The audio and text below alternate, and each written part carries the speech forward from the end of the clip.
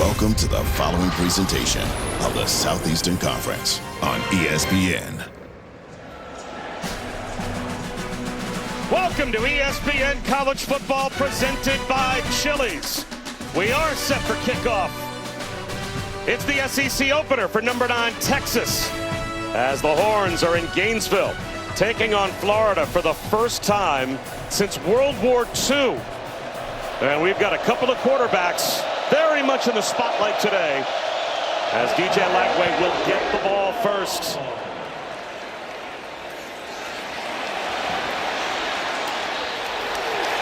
And he'll have it at about the 17-yard line. Bob Wischusen alongside Lewis Riddick. Chris Budden is with us as well. And Lewis, both of these quarterbacks have some questions as now for Arch Manning, SEC play begins, and for DJ Lagway, he's just trying to get their season back on track. Yeah, they just need to find a rhythm right now. And look, early season, or rather early game success is something that Billy Napier, the head coach, said he wants to have for DJ Lagway, settle into a rhythm. Defensively, they're fine. Same thing for Arch Manning when he gets on the football field. Texas number 2 in the country, scoring defense. They know they can play D. They just want to get these quarterbacks feeling good here early, get them some early completions. And Lagway to put it up on first down. Sidearms, one, the ball pops out. It was knocked free on the crossing route. Dallas Wilson, one of the true freshman wide receivers, making his Florida debut, and he is met. And he coughed the ball up, but it looks like they're going to say that the Gators have it out at their own 25-yard line. That's his freshman on freshman. Grayson Littleton, the star player, the nickel defender for Texas, who they love, who's been playing big-time football already this season, comes up with a big hit. And a nervous moment as Jaden Baugh with a cutback and a pile push for a first down. So DJ Lagway is already 1 for 1. 5 touchdowns against 6 interceptions. So many injuries, Lewis, that he has tried to fight through. Yeah, he sure has. It hasn't allowed him to practice. And look, it's a rep business. Quarterback is a rep position in particular. He hasn't had any. So he's trying to kind of get right during games. But he had a great week of practice to see how it looks. Spins out, sidearms another. And this time, a cutback for Aiden Mizell. Pretty good composure there for DJ Lagway as the blitz was coming. And he was feeling some heat. Colin Simmons did not fall for the fake, and Lagway kept his composure. You see what Billy Napier is trying to do. Mix the run, move the pocket a little bit for DJ. The ball handling, play action type of looks to get this second level of the defense to come up to the line of scrimmage, open up some throwing window.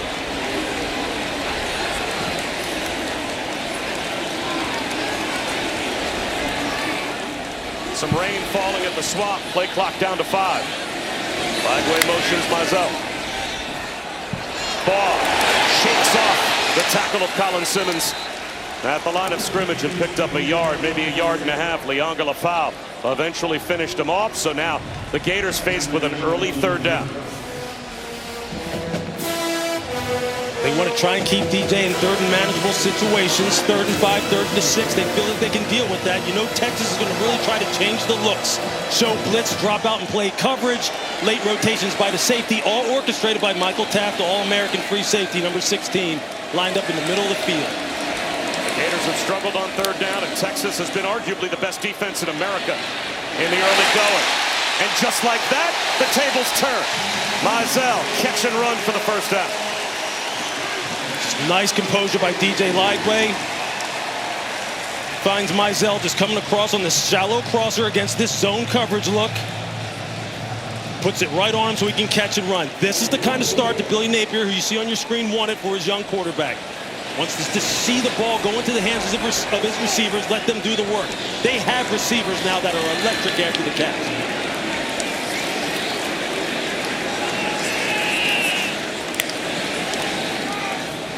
Fake the end around and bouncing off tacklers and picking up about 4 yards on the push is Jaden Baugh.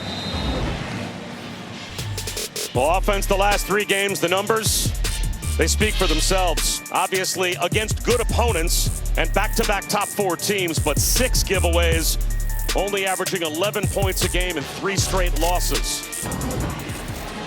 And the turnovers really did them in. at points in time so far this year. They really just got to play complementary football. You see, they're trying to get Jaden Ball on track early. They can live in this 2nd and 6 world. It's the midfield. So another 3rd down coming for the Gators. You see 1st and 2nd down. How much Texas is playing 8-man front, singling up their defensive backs one-on-one on the outside. Eventually, Billy Napier is going to have to take some shots over the top. He said he needs to back them off. As you see defensive coordinator Pete Kwiatkowski on your screen. Got to make them pay for one in the crowd the line of scrimmage. And DJ Lagway is as good as any as far as throwing the deep ball.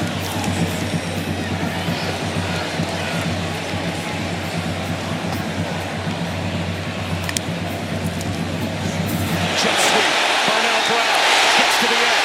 1st down and more. And takes a big hit out of bounds as well. Run out by Littleton. Burnell Brown III, one of these fantastic freshmen. Just look how quickly he's on the perimeter. They already have outflanked Texas. When you use that kind of speed and get those kind of blocks to just seal the edge, like I said, they have speed for days in this wide receiver group. Just got to get the ball to them. Aiden Hansen in motion. Quick hitter. Dallas Wilson, his 2nd catch. This time he secures the ball and drags tacklers close to another 1st down.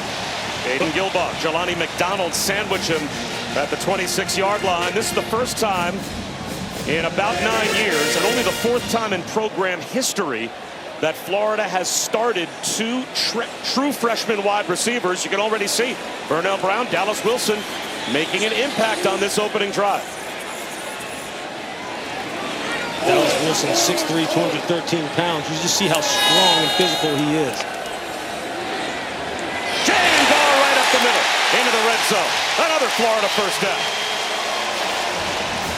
The left side of the Florida offensive line, really where all their power resides.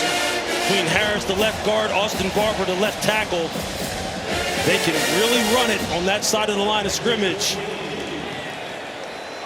Not many trips to the red zone for the Gators. And look, Texas has played 3 scrimmages their last 3 games, but going back to the #1 team in America on Labor Day weekend, they started off at Ohio State. The Horns have only allowed now 5 total opponent red zone trips this year.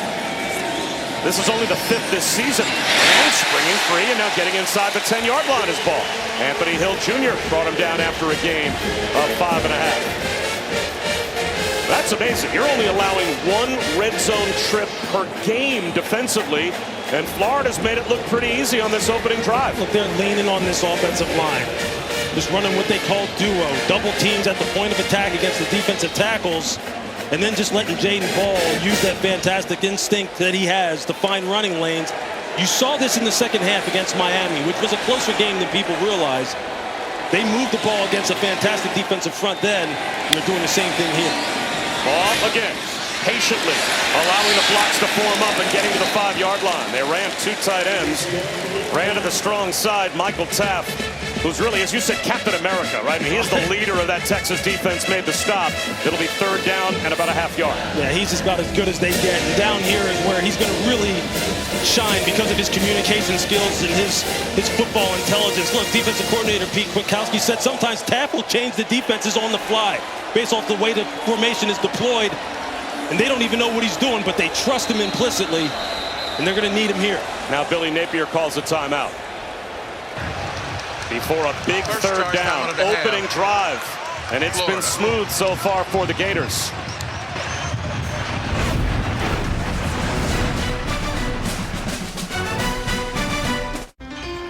One thing Planet Fitness members have in common, they're all strong. That's right. We're all strong on this planet, Planet Fitness. Planet Fitness is proud to partner with Boys and Girls Clubs of America to create stronger, kinder communities.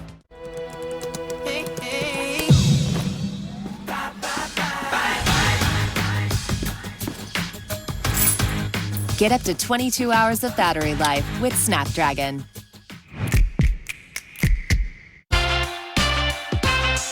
I thought you worked in his house. Nope. Cantina chicken burrito. You know what? Let me get something to wash that down with. I got you.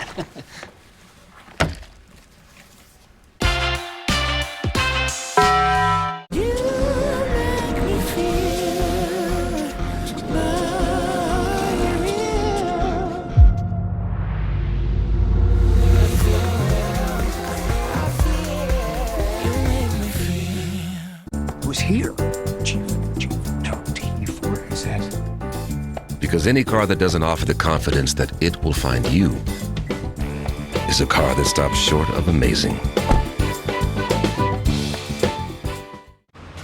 McDonald's is putting value back on the menu, which means make it a meal and save.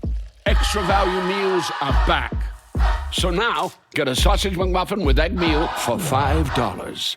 Bacon! I need bacon! Not bacon! Not bacon! Not falling for that again. Squirrel? No time! It's meaty. It's tasty. It's bacon! Nom nom nom nom nom nom. I love you. I love bacon. I love you. I love bacon. I'm the Modelo Recruiter, and I reward full-time fans. Check out this recruit. The conductor can single-handedly hype up the crowd. This full-time fan deserves a Modelo. Olive Garden's never-ending pasta bowl is back. So first round, get your go-to. Second, have what she's having. What he's having.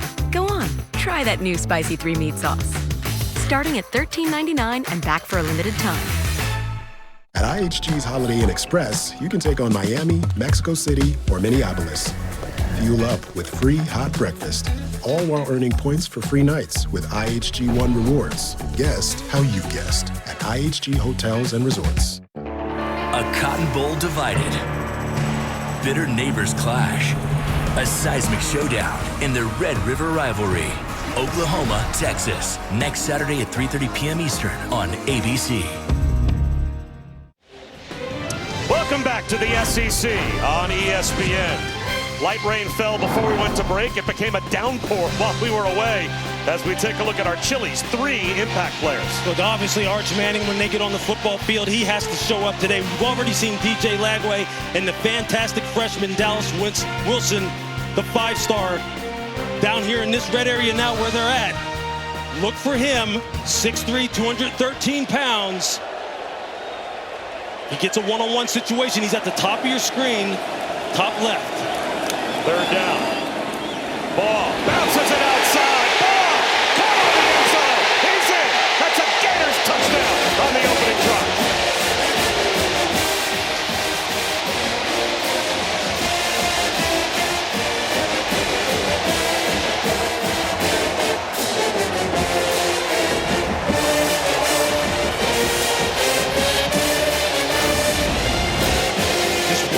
One-on-one, Jaden Ball against Michael Tapp in the hole. And you're going to see the 220-pound Jaden Ball win this one-on-one. Tapp just stops his feet in the hole. And Jaden Ball, that's why he's one of the most dangerous running backs in college football, because he has power and he has jump cut ability and make you miss ability. And that's why you see Billy Napier is going to feed him a lot today. You could not ask for a better start for this Florida offense. DJ Lagway looks comfortable. Offensive line coming off the rock. And they are just running it.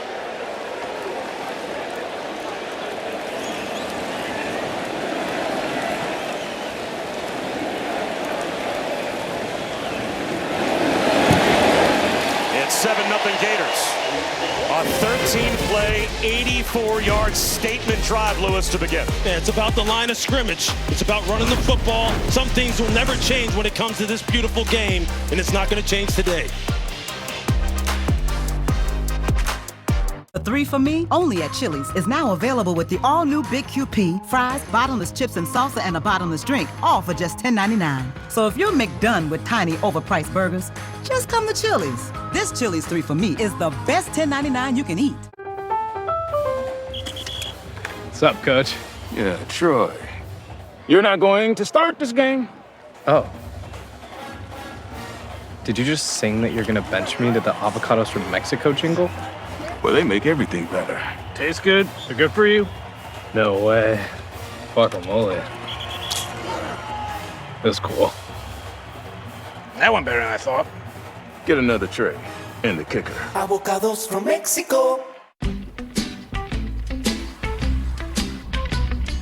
Hey guys. 'Cause I'm in shoo shoo shoo shoo shoo shoo. Shoo, shoo, shoo, shoo, shoo, shoo, Sugar Town. Gemini, which of these would be a little less expected? Check out the alliums. They'd go great with the hydrangeas below. Will those last till Saturday? Yeah, they should last until Saturday if they're kept in water.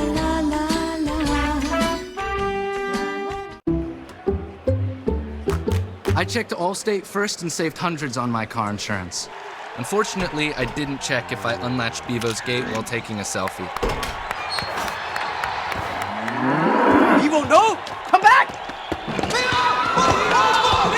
Checking Allstate first was really smart. Not checking Bevo's gate, though, not smart. Well, at least I checked Allstate first and saved hundreds. Hook 'em. The Colonel believed his KFC chicken sandwich should be huge on flavor. Tender chicken, crisp pickles, but with a tiny $3.99 price. Oh, that crumb looks giant next to that tiny price. The Colonel lived so we could chicken. The $3.99 KFC chicken sandwich. The NBA on ESPN is happening now. And we don't know who's gonna catch fire or who will shock the world. We don't know which bucket will break hearts. What'll go down in the rumor mill or inside the NBA. We don't know who's turning up courtside or when we'll hear a. But we do know that for opening week, Christmas, finals, and everywhere in between, there's one place to call home. Stop playing with me.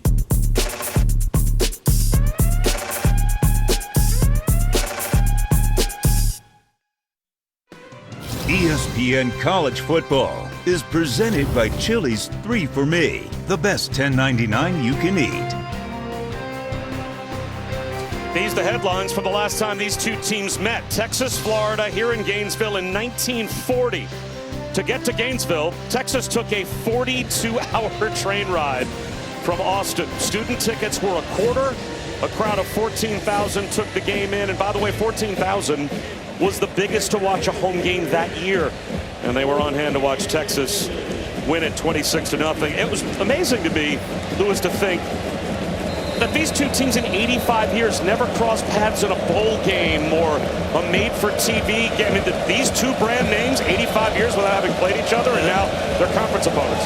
That is an amazing stat. You know what's more amazing? 42 hours on a train. Like, think about that. I mean, I love trains, but man. Both of these teams trying to get healthy, Chris. Yeah, this bye week coming at a perfect time for Texas. Arch Manning able to get some more pieces around him on this offense.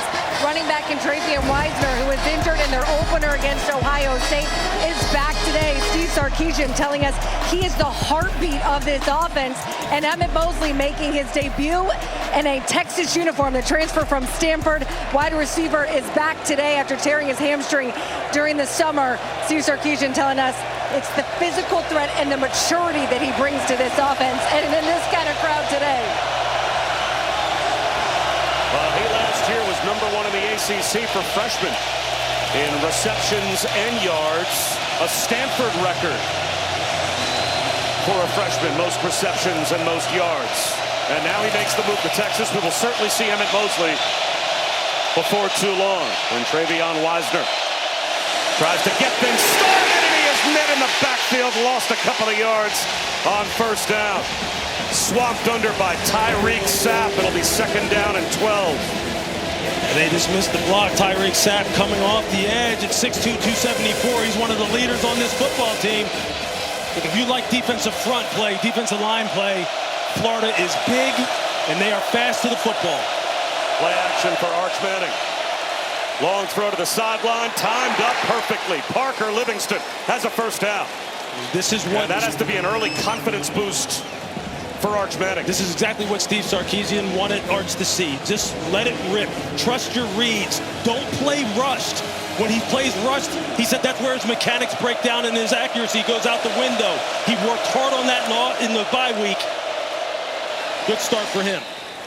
Did you see a rushed quarterback? Did you see an unsure quarterback when you watched getting ready for today? Absolutely. Look, when the first read was not there and he was trying to work his way through his progressions, you saw his feet just get all over the place, lower body not tied to his upper body. And his accuracy suffered. He said, look, just trust the fact that you know what to do. He said he's one of the most cerebral guys he's ever coached. He knows this offense. He makes these throws all the time in practice. And Arch said himself, I just need to let it rip.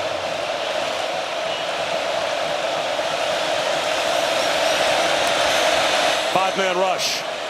The pocket forms. Arch Manning takes off with a ball fake. He's cut down, but picks up a first down.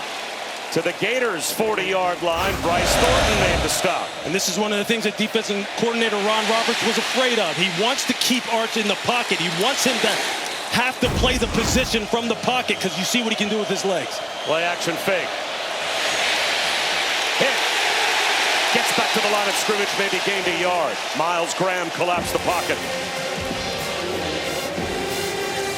This is a good example here of this playing with good rush lanes, playing tight coverage down the field. He may have had DeAndre Moore coming across the field, opening up late. Maybe missed him, but again, they want to keep him in the pocket, see if he trusts his instincts, trusts his reads. Keep him in these kind of second and third and long type of situations. Emmett Mosley, widest to the near side left, bottom of your screen, his first snap. Manning looks that way. Tip ball! He tried to force one in to Emmett Mosley. Now it's going to be third down and long. Jaden Robinson with the deflection. This is an example of Arch Manning staring down his primaries, waiting for it to come open. It's too easy for the defense to read his eyes and jump the route. That's the kind of thing you've seen on tape come up. He cannot just stare down primaries against a defense this good. Now you got him in third and long type situation. This is where they can get a little tricky as far as their zone blitzing scheme, sending extra pressure. Here comes the blitz. Arch Manning on the move. Directing traffic, throws it away. Not in field goal range, you wouldn't think. As Brian Taylor forced the throwaway with pressure. Just a nice job of playing a four-man rush with a spy designed to keep their eye on Arch Manning. And that time was linebacker Jaden Robinson. Good coverage down the field, across the board. He had nowhere to go with the football. It's good, fundamentally sound defense by the Florida Gators. The rain has stopped. That'll help Vernell Brown III, the true freshman punt returner. As Jack Bomeister tries to pin the Gators deep. And he may. Did it break the plane? That's what the officials have to decide. It looks like Texas may have saved it. Did the football get to the goal line? It's a touchback. They couldn't keep it out of the end zone. They're almost playing like a game of hot potato down here, just making sure that this ball doesn't break the plane, doesn't break it there. Oh.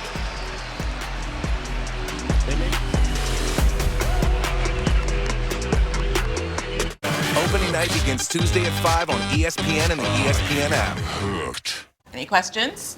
How did you become the Capital One Bank guy? You mind? I've always been passionate about no fees or minimums on checking accounts. How do I get your job? Hard work, dedication. I meant the Capital One Bank guy. It's like Mr. Jeter said, hard work and dedication. What's been the highlight of your career? And that have to be bank guy. Helping people keep more money in their wallet with no overdraft fees. Aren't you in the Hall of Fame? And didn't you live in space? What's in your wallet?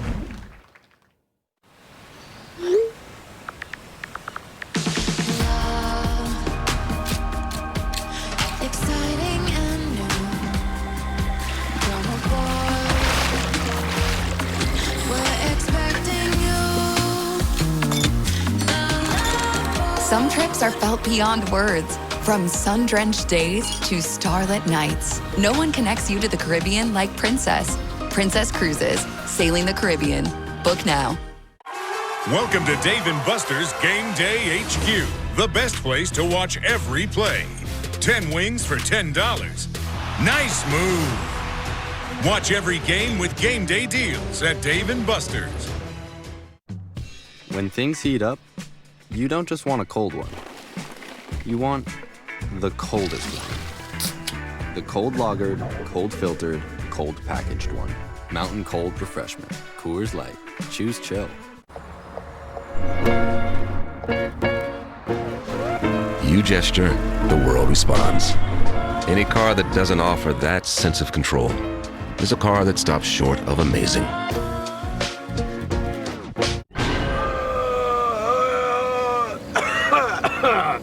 Sorry about that.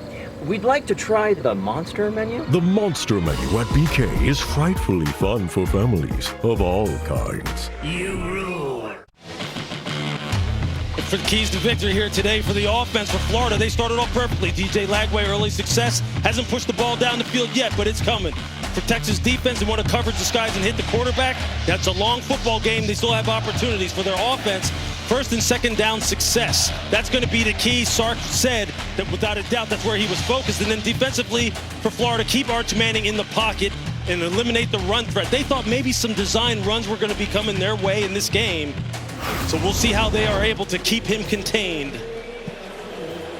Now, again, the difference between the NFL and college football, in the NFL, it's the player trying to keep the ball out of the end zone. In college football, it's the ball. If the ball breaks the plane, they make the same judgment as to whether or not you would if it's a touchdown. And if they see the football break the goal line, regardless of where the players are, it becomes a touchback. So I guess get your best eyes on the ball and, Lewis, see if you think it crosses the goal line. Yeah, I think this is a pretty easy one. I think you're going to see it as it comes into the picture right here. The ball has clearly broken the plane of the goal line. This is coming back out.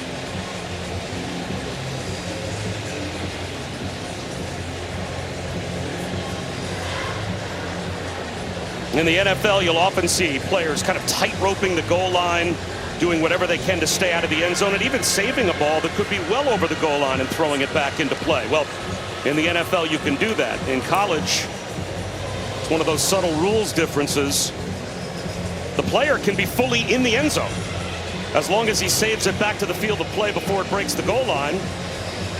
It would be downed inside the one. We've got our rules expert, Jerry McGinn. He can weigh in. Jerry? Yes, the back judge is in a perfect position. He throws his beanbag in the end zone, indicating that the ball did break the plane. So replay is going to need indisputable video evidence that it didn't. But every look that we have, the ball is clearly in the end zone. This ball should go to the 20-yard line. And it looks like they have come to a decision. After video review, the ruling on the field is upheld. It's a touchback. First down, Florida. So the Gators will indeed have it out at the 20-yard line.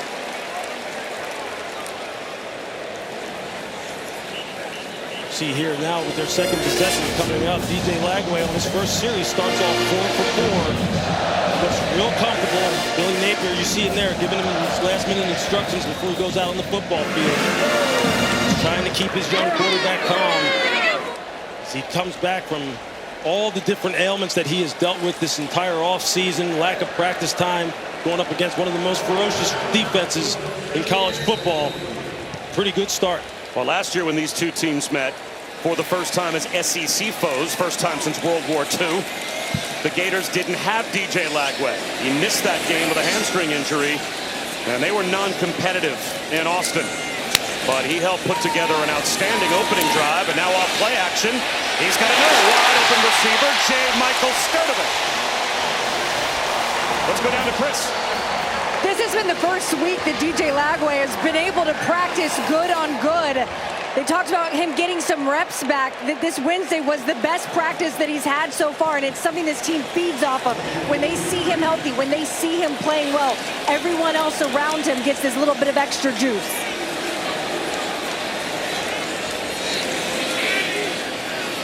DJ Lagway, of course, has been under fire, as has the head coach, Billy Napier. That's what happens with a 1-3 start. Caden Ball down the sideline, taking on contact and picking up another Gators first down. He's got 16 more before he's met by Jelani McDonald. The wide zone, that's what they want to hit. As you see Jaden Ball just get out on the perimeter quickly and get that ball north and south. That's where they want to live, getting that ball outside. Jaden Ball, he can run between the tackles as well as anyone. There you see it, 6.1 per carry already in this football game. Your Texas defense right now, this is not what you expected. You don't expect anybody to run the football on you as many 8-man fronts as they play. Ball again. Priest! Great balance with the stiff off. Steps out of bounds with 12 more. The left side of the offensive line just absolutely doing work right now for Florida. You're just going to see it. You're going to see a pull by the right guard, Damian George. And you see the left side of the offensive line just cave down the Texas front. Jaden Ball having some just obvious creases to exploit, and he is going to do it again. You saw glimpses of this in the second half against the Miami Hurricanes, and they're going right back to it. They know that they can run the football when they are committed to it. And right now, it's only going to help their quarterback settle into his own rhythm. Now a true freshman, Duke Clark, in a tailback. He gets a chance. He sticks his foot in the ground, and he's got 8. There are true freshmen all over the field for the Gators. Wide receivers Vernell Brown and Dallas Wilson, we've already seen them, and Duke Clark in the absence of Jacoby Jackson becomes the primary backup to Jaden Baugh. You just see that quick cut, stuck that right foot in the ground and got upfield. If you're Steve Sarkisian and the defensive staff for Texas, you're sitting there going, what is happening right now? We've got to get off blocks. We've got to play stronger at the point of attack.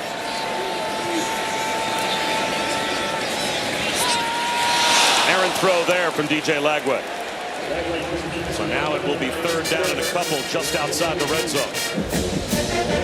You know, Billy Napier was on the hot seat last season, but back-to-back wins against ranked teams when he beat late in the year LSU and Ole Miss, and here at the Swamp basically ended the playoff hopes for Ole Miss. That at least got him paroled a bit. A 1-3 start this year. It seems like he's right back on the hot seat and then some. But if you look at the Gators schedule, a lot of opportunities to get yourself back in the good graces of Florida fans if you can win some games, because if they're playing a ranked opponent basically the rest of the way.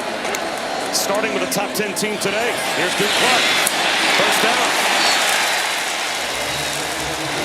Again, you're seeing a theme develop. When the Gators really want to run it, they're going to run behind the left side of this offensive line. They're going to run behind the Outland watch list candidate, Austin Barber, the left tackle. And they are just moving the line of scrimmage, not allow Texas to get off blocks cleanly.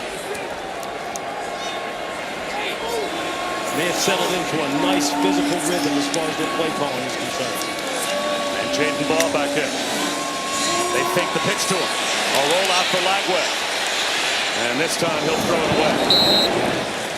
Now last week, the Gators, Lewis, were 0 for 13 on 3rd down against the Canes. A couple of weeks ago, I should say. Obviously, they had the bye week to help them work on 3rd down offense. It worked. They're 4 for 4 against this Texas defense that has been tremendous this year. And it really, there's no secret to it.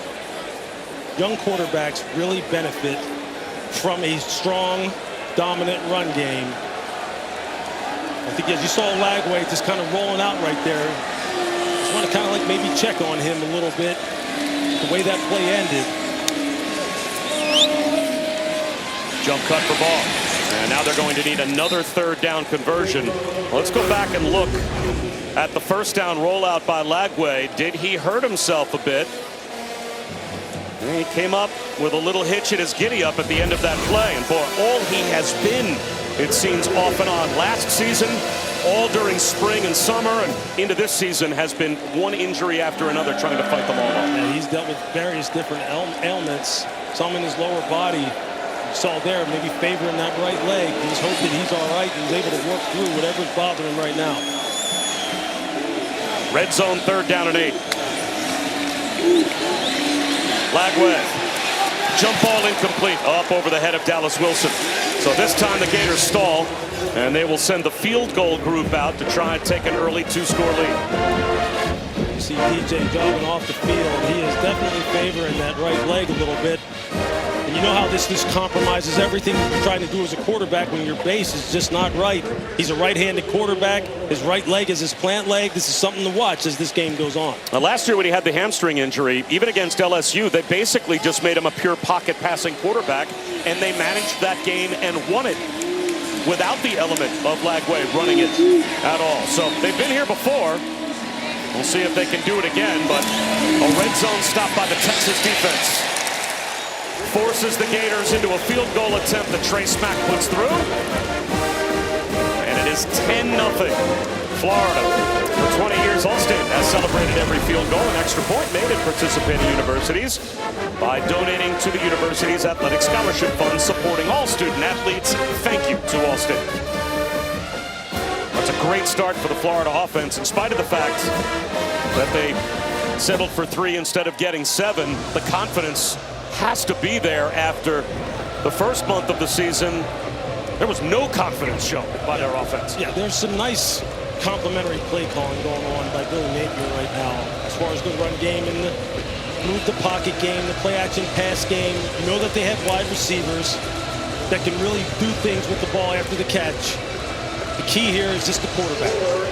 It's DJ Lagway and his help. Now the Texas getting their second crack at it. It's kind of the same thing for them.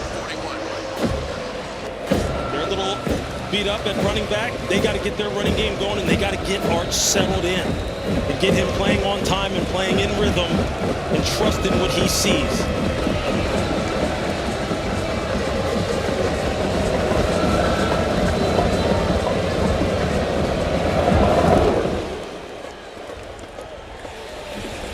It will be a touchback on the deep kick from Trey Smack. Let's go back to Matt Barry.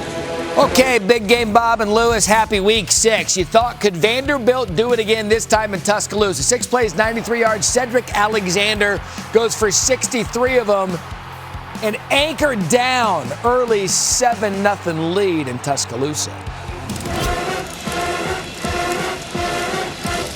Vanderbilt. That used to be the get-right game for everyone in the SEC. No longer. No. Yeah, that's what you love about college football, man. I mean, it's so easy for these football teams. Well, I shouldn't say easy. It's much more possible for these teams to change their rosters around and become competitive. In the age of NIL, it's a beautiful thing to watch. Niblick circles in motion, and they give it to him.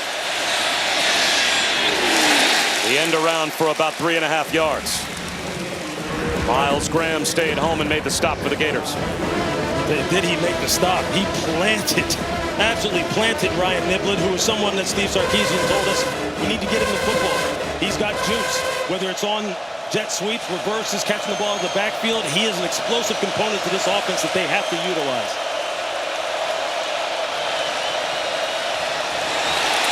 Quick hitter into a very tight window to Ryan Wingo, the leading returning receiver from last year for the Horns. Makes it 3rd down and short. Such a dangerous throw. Corner Cormani McClain thought he had a pick 6 opportunity coming up. Arch fitted in there.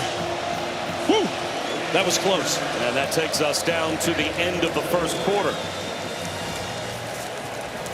The Gators with a 2-score lead.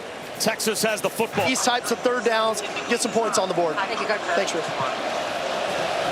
Speaking of points on the board, as you can see, Steve Sarkisian's defense had not allowed a first quarter point this season before giving up 10 to the Gators today. And now opening up the second quarter with a 3rd down to try to keep their second possession alive. Straight quarterback run for Arch Manning. He's got the first down. He is an athlete, but is the discipline with his eyes there, Lewis, in the passing game? Well, I think for him right now, he just needs to not lock in too hard on his primary receivers and draw defenders to where he's trying to throw the football. Be able to scan the field efficiently, not panic, not rush and compromise his mechanics, but get through his progression so he can find the open guy. And he locked in there. Instead, he comes back over and absolutely planted. There's the tight end, Jack Endries. Is trying to run a little tight end middle screen to Endries coming across the middle. Jaden Woods was there. You see, they were locked in on it though as a defense. But this Florida defense plays with good eyes. They like to play a too-high shell, keep everything in front, not give up explosive plays, and let their big guys up front handle the run. Gators show blitz. Manning under some pressure. The ball comes out sideways. He was hit hard as he let that one go. Should be an incomplete pass, I would think. And 3rd down and long. Cameron James hammered Arch Manning, and he's shaking out his throwing arm. I mean, you're going to see it here. Big number 93, Mekhi Bourrier, just getting a good clean rush at that 3 technique spot and getting good pressure in the interior. And then you see Cameron James just come and clean it up because they had everybody locked down in the secondary.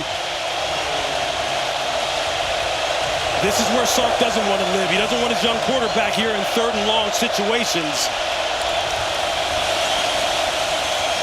Gators bring a simulated pressure. Wobbly throw to the sideline. That came out as if Arch Manning's arm was hit as well. Parker Livingston was the intended receiver, but that was a wounded duck. And it will be a Horns punt. Making it look like they're going to send 5, but they only send 4. They send the nickel to the wide side of the field on the blitz with the spy. They get a hit on Arch Manning in the pocket. It alters the throw. But this defense, they have gone up against some very good offenses this year, and they are top 25 in scoring D for a reason.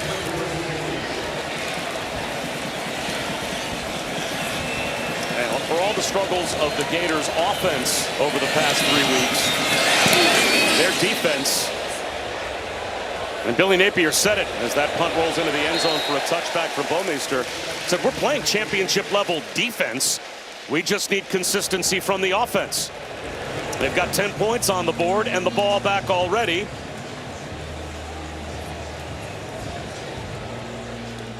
And we'll step aside.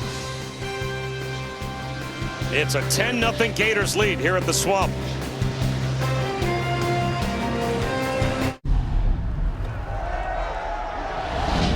I stand alone with fire inside. This heart's a drum, I won't subside. Against the odds, I'll rise again, with passion burning in my veins. Denny's has 5 slams starting at $5. Full meals, stacked high and under budget. 5 slams starting at $5? It's eating like a genius. Find your booth at Denny's and join the new Denny's Rewards for even more smart savings. I'm not him. I'm not Jack. Because a car that doesn't make you feel recognized is a car that stops short of amazing.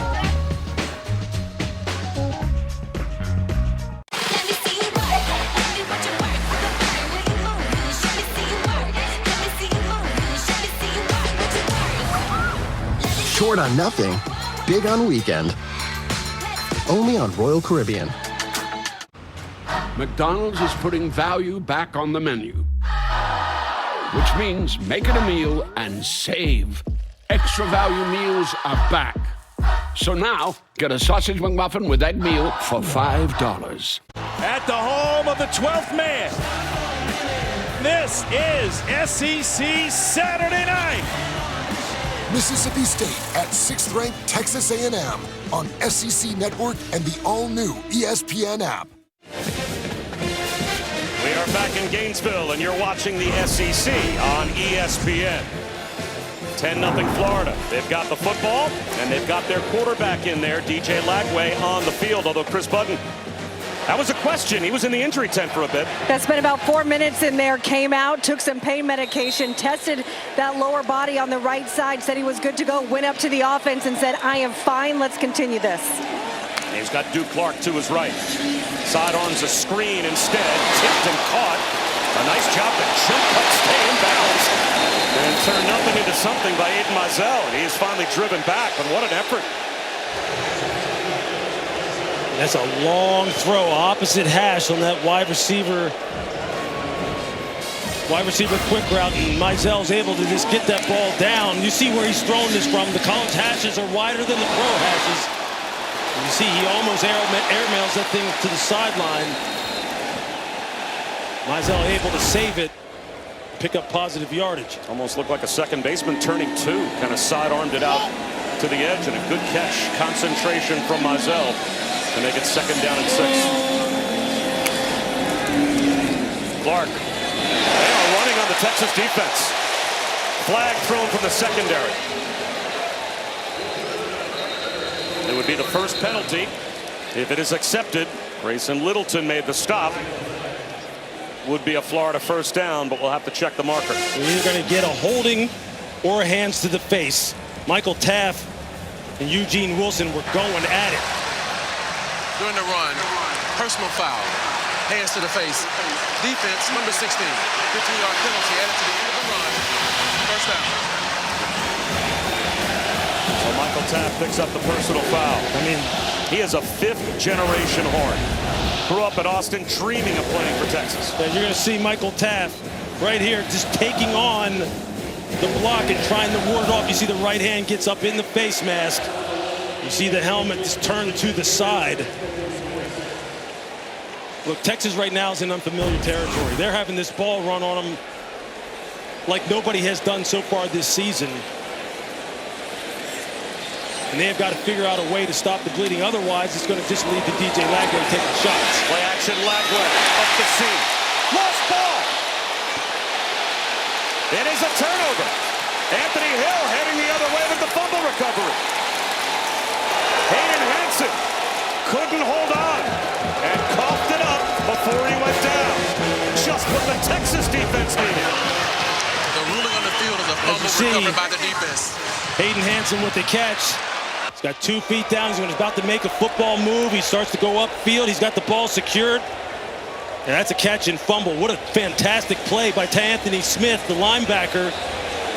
They are 6 deep at the linebacker position here at Texas. Play a lot of bodies. You see there just punching the ball loose from behind.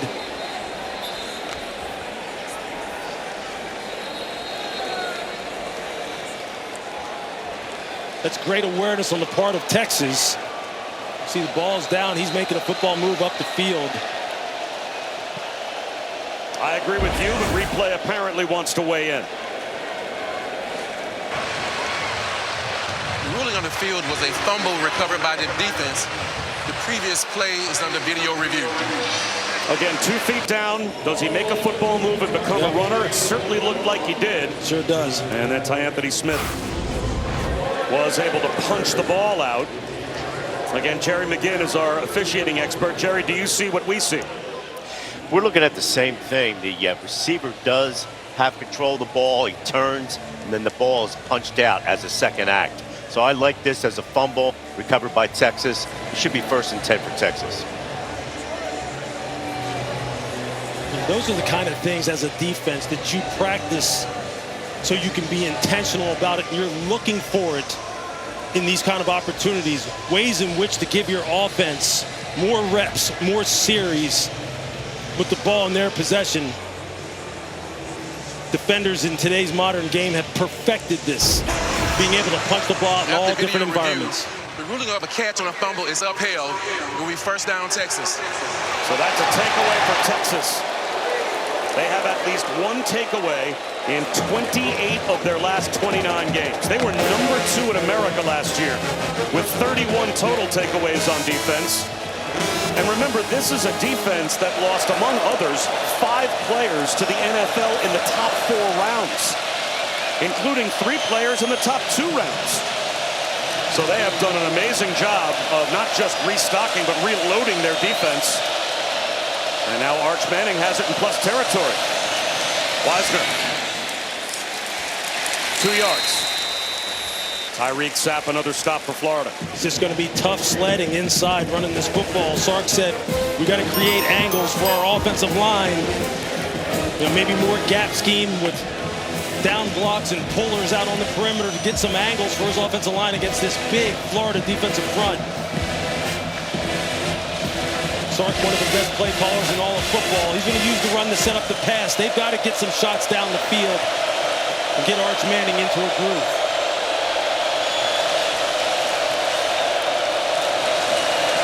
They fake the end around. He steps up in the pocket, floats one to a wide open receiver, and making the catch.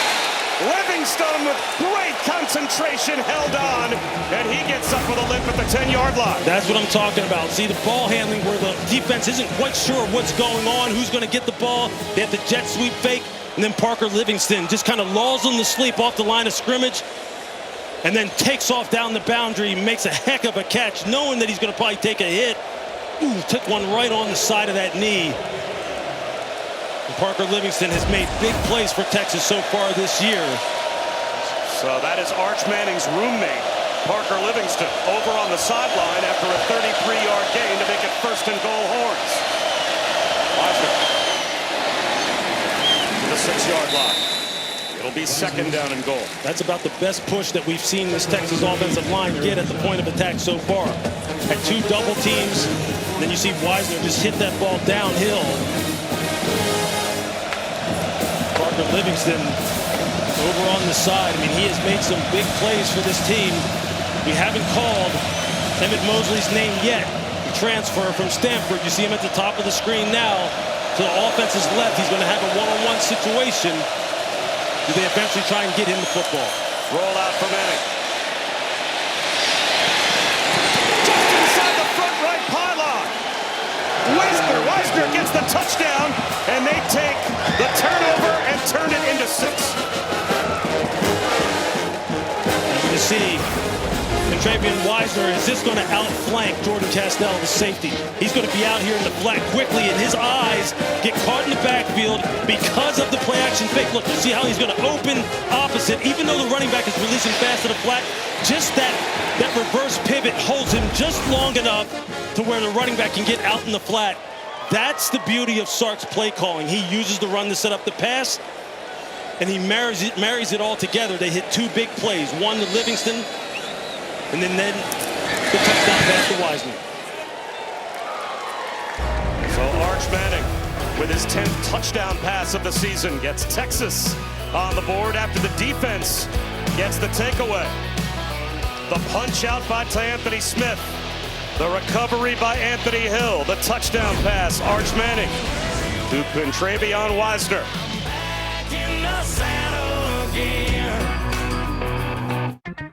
There's going out to eat, and then there's going all out with Platinum. There's nothing like having an in with Priority Notify and turning a regular Thursday into the day you tried this, and this. And with up to $400 in Resi credit, there's nothing like having an excuse to do it all over again. Nothing like Platinum Nights and realizing the place lives up to the hype. With dining benefits at over 10,000 Resi restaurants. There's nothing like Platinum. You can't prevent sick days. That's why Kleenex lotion tissues moisturize to help prevent skin irritation. For whatever happens next, grab Kleenex. Sometimes in life, you just want more. Cracker Barrel's all about more. More flavor, more heart, more craft, more joy. So when you just want more, Cracker Barrel has all the more. All the more. Cracker Barrel. When you're young, you don't just get handed trust. You have to earn it by hand. You listen and ask questions and see the way things have always been, but like never before. You realize time doesn't make something timeless. Standards do. Because if you want your name to last forever, you have to build your legacy one step at a time. This is a meal. We're talking tender steak. We're talking cheesy. We're talking dipping in a dip-sized soup. Well, get a dip of that. Ciabatta dippers are back. It just feels good at Panera. You deserve the best. Performance, durability, affordability. Only one place does it all. Whatever you do, do it for less at Harbor Freight. This weekend, get a free 5-gallon bucket when you spend $29.99 in store. I'm the Modelo Recruiter, and I'm always scouting for full-time fans. Check out this year's recruits. The teen transfer, married into the team, but acts like he's married to the team. The playmaker can get the ball through the uprights without setting foot on a field. The early season hopeful doesn't hope that this is her team's year, knows so. These fans deserve a Modelo. Because football isn't really football without you. Earlier this week, the V Foundation's partner, Bristol Myers Squibb, completed their annual Coast to Coast for Cancer bike ride. Every year, they raise over $1 million for the V Foundation's effort to support cancer research, and a Gator alum and Gainesville local, Carrie Hudson, took part in the ride. She is a childhood cancer survivor. That inspired her career as an oncology nurse, and she was able to ride in honor of her patients, her mom, and her younger self. A true inspiration.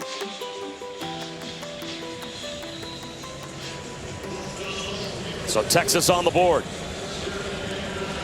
Points off turnovers. And giveaways for the Florida offense. And it's certainly been a big Achilles heel for them. They're about to get the ball back. We'll see if they respond. Burnell Brown. Returnable inside the 10-yard line. Out of bounds shy of the 25. Coming up at 7:30 Eastern on ABC. And the all-new ESPN app. For the first time in about a decade, the Sunshine State rivalry matchup is a ranked versus ranked matchup between Miami and Florida State. As that rivalry game, Lewis, starting to feel a little like the old days when the Gators, or when the Canes and the Noles are both ranked, as we saw Florida State go down in overtime last Friday in Charlottesville to Virginia. We'll see how they bounce back. Yeah, that's a big statement game for them. The test of their resilience. You know that emotions are going to be flying high. We take a look at young DJ Lagway. Just how is he feeling? Is he able to continue that hot start that he's had? From the pocket, swings one wide to Brown. First down. Burnell Brown is just so electric with the ball in his hands, man. I mean, this is a young freshman who's leading this team in receptions and yardage. Fourth in FBS among freshmen in all of the country. Just can make everything happen with the ball in his hands.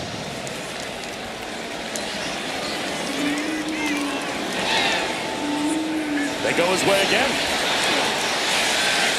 He broke a tackle, but this time nowhere to go. A yard and a half. Michael Taft ran over and helped out Jalen Gilbaugh on the stop. You see them utilizing the short passing game. This is a screen-heavy football team because of the fact that they have so many playmakers and the fact that DJ Lagway has struggled with his accuracy and his mechanics early in the season. They want to get this ball down the field. Eventually, they're going to put it up top. Clark. And now it's going to be third down. These play calls, handing the ball off, quick screens, does that give you any indication that Lagway might not be right and they're worried about exposing him to a hit? Yeah, it's hard to tell right now. I think they're doing what they know they can do well. They know their playmakers can make plays. They know they can run the football. They have a physical offensive line. Problem is, if you're not being efficient with those kind of plays, you can sit here in third and long because you're not getting chunks. Now, this is where it gets difficult. Because this is where Texas start changing up the looks. They have some fantastic pass rushers on the perimeter. They've got to protect the ball. Gators are 4 for 5 on third down. Horns show blitz. Here they come. Lagway off his back foot. Finds a crosser. Dwayne Michael Sturdivant nearly took it. Gilbaugh saved the touchdown. There was no one, it seemed, between Sturdivant and the end zone other than the ankle tackle from Gilbaugh. I mean, just look at the poise of DJ Lagway. He has his eyes on Sturdivant from the beginning and just lays it out to him so then he can catch and run. Excellent execution. Little Patrick Mahomes sidearm flip from Lagway. Play action here. Protected in the pocket. He's going to force one. And that was into double, if not triple coverage to Trey Wilson. Xavier Filsity and Cade Phillips both back in coverage for the Horns.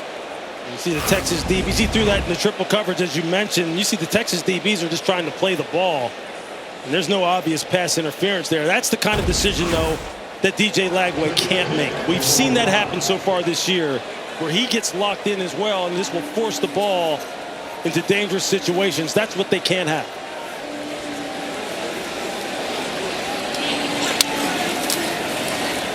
They'll run it with Duke Clark. He's got a first down. Gang tackled, but picked up 11. The Florida offensive line is pushing around the Texas defensive front, and they just can't get off blocks. And these guys are getting 4 or 5 yards before first contact, which is something Texas is just not used to. There you see it, 60.8 per game for the season. And they've already allowed 113. This is new territory. It's an SEC road game instead of playing San Jose State, UTEP, and Sam Houston. There you have it. Duke Clark for 3.5. Of course, this is also a defense that went on the road to the #1 team in America, went to the shoe, and only allowed 14 total points in a loss to Ohio State. So when you've got that litmus test on your resume, you're not expecting this defense to get run on the way they have in the first half by the Gators today. Absolutely. They continue to exploit the left side of the offensive line, or utilize the left side of the offensive line. Jake Slaughter, Harris, Austin Barber. These guys are just getting consistent movement at the point of attack. Texas rolling in a lot of defensive players. Lagway, play action. Back shoulder. Climbing the ladder. Dallas Wilson. Does he get a foot down? He does. Out of bounds at the Texas 13-yard line. Terrific catch by the freshman. I mean, that's beautiful. That's using that tremendous five-star athletic ability at 6'3". And DJ puts it on him perfectly. The corner, Cade Phillips, number 11, freshman, unable to time up his jump. DJ Lagway says, what leg, what injuries?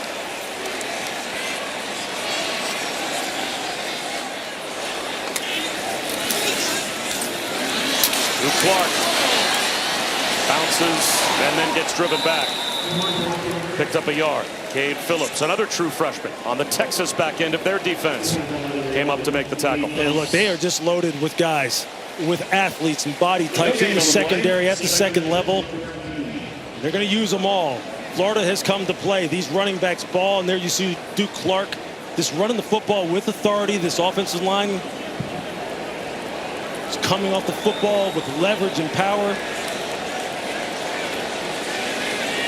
Jaden Ball now back in after Clark picked up nothing on first down. And now another timeout called for the sideline by Billy Napier, and he's not happy. He is turning around, I think, to his offensive coaches, angry that he had to call that timeout under 5 minutes to go before halftime. Florida.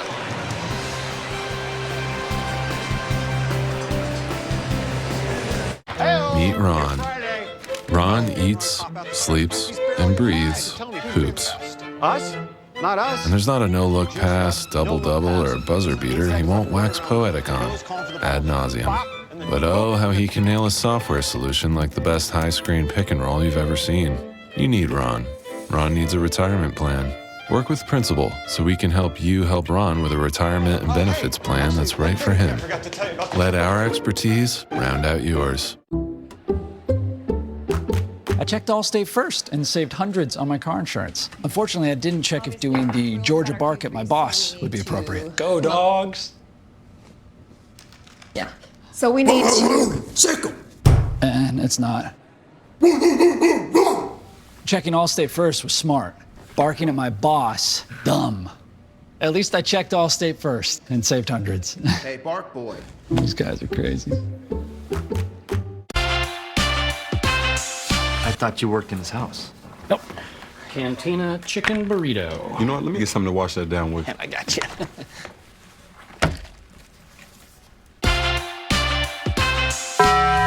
People said I didn't look like your average football player. He had more of an accountant look. When I started wearing Warby Parker glasses, it all just clicked. I think it was the glasses. Yeah, maybe.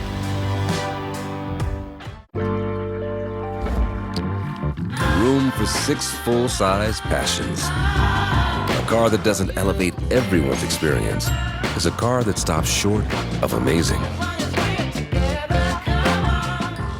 With DoorDash Streaks, you rack up weekly discounts, so you win every week. But so much winning energy can be a lot.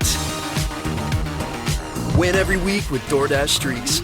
Opt in, order every Saturday, build the savings. Carne asada is back at Chipotle. It's our best steak ever. Fresh, no bad stuff. With garlic, Cumin, coriander. It's super tender. juicy. People love it. And it's so good with our new red chimichurri. You're gonna want to put it on everything. 10 out of 10 flavor. 911 Nashville premieres Thursday 9/8 Central on ABC and stream on Hulu. The moment is upon us. He has all the skills. Alex Pineda!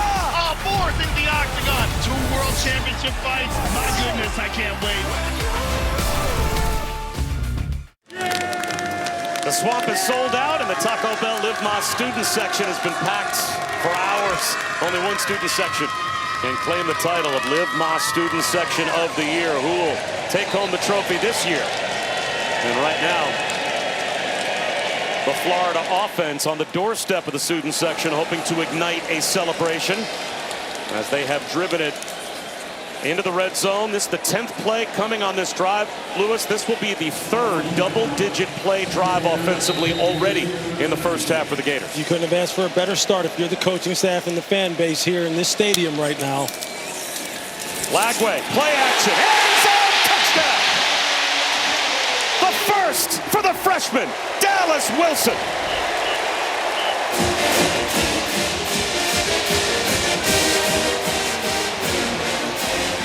You just see the young freshman, Dallas Wilson. What a release off the line of scrimmage. stem the defensive back outside, then break it hard to the post. Safety Michael Taft can't get there, and you got 6. I mean, that is a textbook drive. Marrying the run with the pass, efficient, methodical. That's high-level football.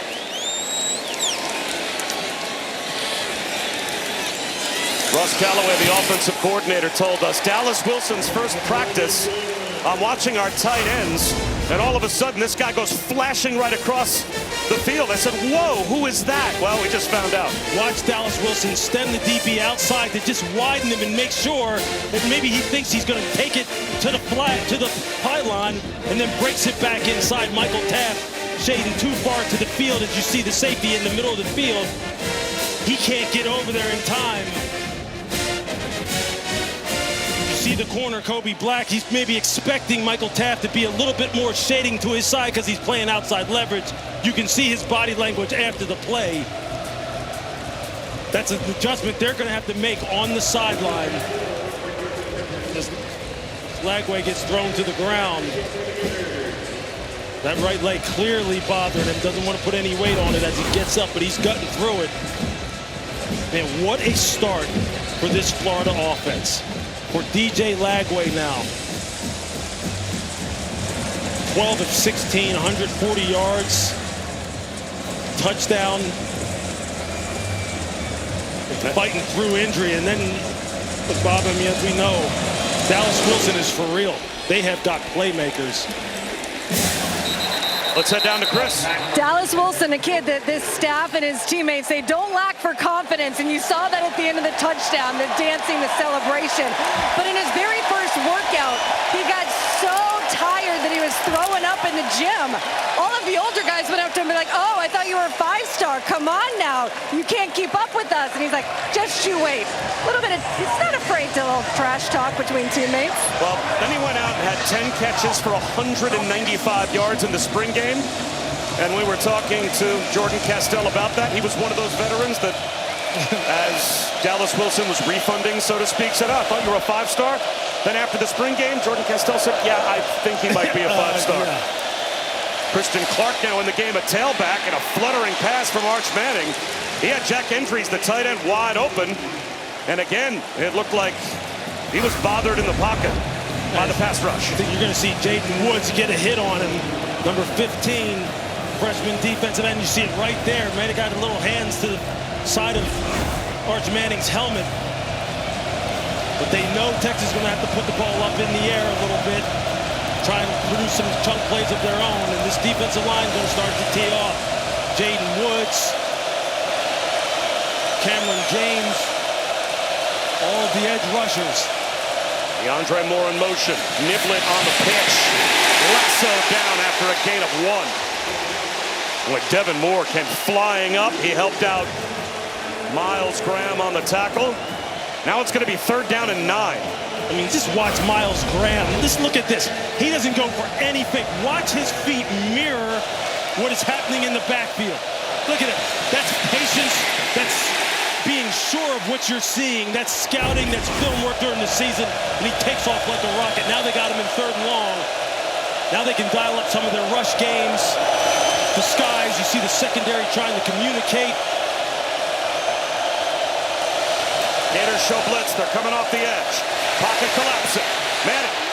He's going to launch one up the seam. It's incomplete. Boy, Emmett Mosley for a walk-in touchdown if he could have put it on him. Emmett Mosley with the double move on Cormani McClain.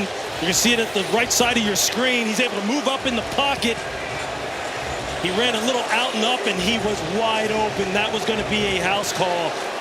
George Gums, you're going to see him coming to the screen late here, number 34, and he gets his hands up on Arch Manning, and he's not able to really set himself and throw the football. So now Jack Bomeister drops the field position, and they block the punt through the back of the end zone for 2. Special teams strikes for the Gators.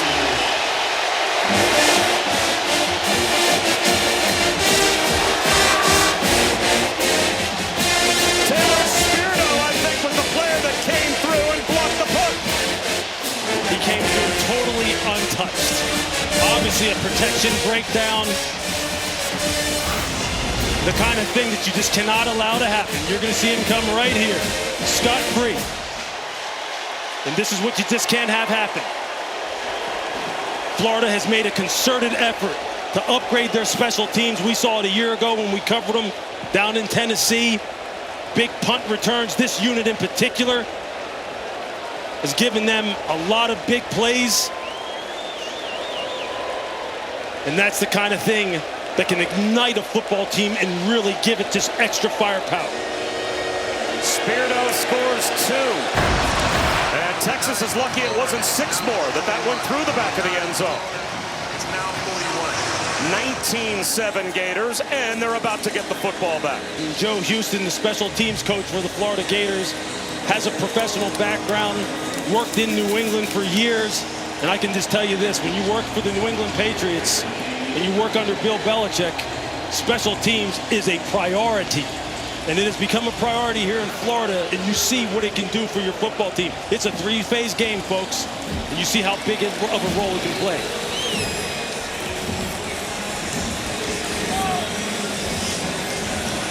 There he is, special teams coach Joe Houston right there.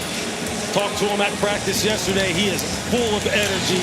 He knows how big of a role his unit can play in an SEC showdown like this. Burnell Brown from just inside the 20. And it'll be great field position for the Gators now with a 19-7 lead. We've got a quick word from Cheez-It. Okay, Cheese. 50-yarder for the win. You thinking what I'm thinking? Ice the kicker. Something better. Terry. Did you just get hired? Dude entered the portal and came out a legend. Want it, need it, cheese it. Bob Wischusen, Lewis Riddick, Chris Button.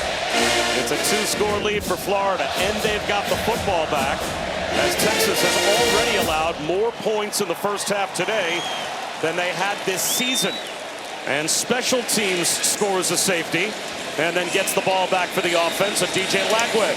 And Jaden Ball going back to work, but they will go down quickly. Colin Simmons, what a freshman year he had last year. And he was all SEC as a freshman, and the Sean Alexander Freshman of the Year. 14 tackles for loss last year. And already he's got 3 tackles for loss this year. And he just whipped Austin Barber at the point of attack. They're big-time playmakers. Colin Simmons, Anthony Hill, Michael Taft, Jelani McDonald. They got to make some plays. They got to get their offense to football. Ball tries again. Met by the same guy and planted. Flag throw. Colin Simmons, back-to-back terrific plays, holding the edge. Yep. And this will go against Florida.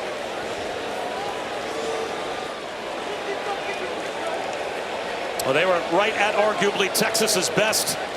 And Colin Simmons said no twice. I mean, this is just good on good right here. Just watch it. Arguably Florida's best offensive lineman tackle Austin Barber. You see Colin Simmons. You see the hand use, the extension. 10-yard penalty. Second down. And the getting off blocks like he knows it. He knows he's one of the best players in the country as far as edge players are concerned. He's got ideal measurables. 6'3", 240 pounds, just scratching the surface of his awesome potential. Surprised at all that Sark took the penalty. He gives Florida the down back after Simmons had made another terrific tackle. It would have been 3rd down and long. It's 2nd down and long. Draw play for Jaden Ball, and it worked out. It's another tackle at the line of scrimmage. This is getting to be a record with a skip in it. It's Colin Simmons again. What did we just say? The big-time playmakers like Simmons, like Anthony Hill. He's just taking this series over. Like Michael Taft, they have to start showing up and making plays. Maybe produce more turnovers. How about TFLs, tackles for loss? That's 3 big-time plays in a row. Big time. Is that just what Texas needed to after giving up the safety? Imagine if the Gators put together another scoring drive before halftime. Sark is saying, I need field position. And they do have to snap it before the 2-minute timeout. They'll run a screen to Jaden Ball. It's a flashy play play for Jaden Ball, but nowhere near picking up the first down. That will take us down to the 2-minute timeout. So Texas will get another chance with the ball before halftime. This is the 2-minute timeout. Grayson Littleton going, where'd he go? This great athletes all over the field. Just a classic SEC showdown.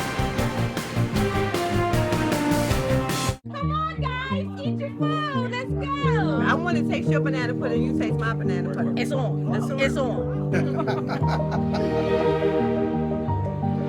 I was going to say, will you marry me?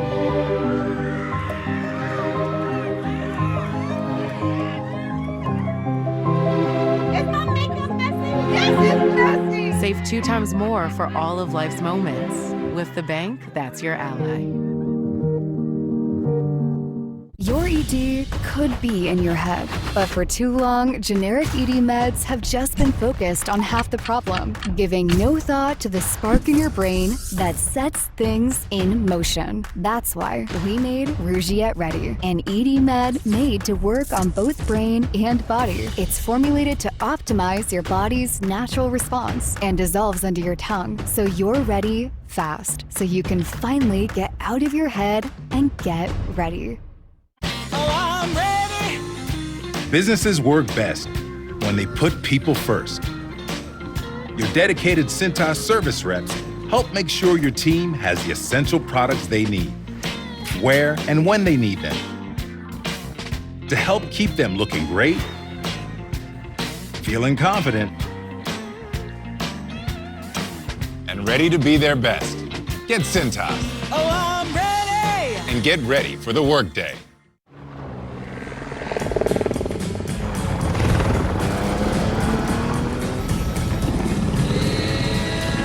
Can the V6-powered Nissan Frontier catch 600 pounds of cargo on the fly?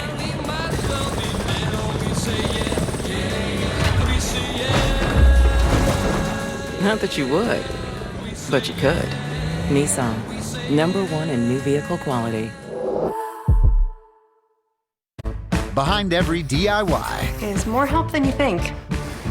Try this for a clean line. Nice. Sometimes help is delivered. And some things have just got to go. Don't worry, these will go quick.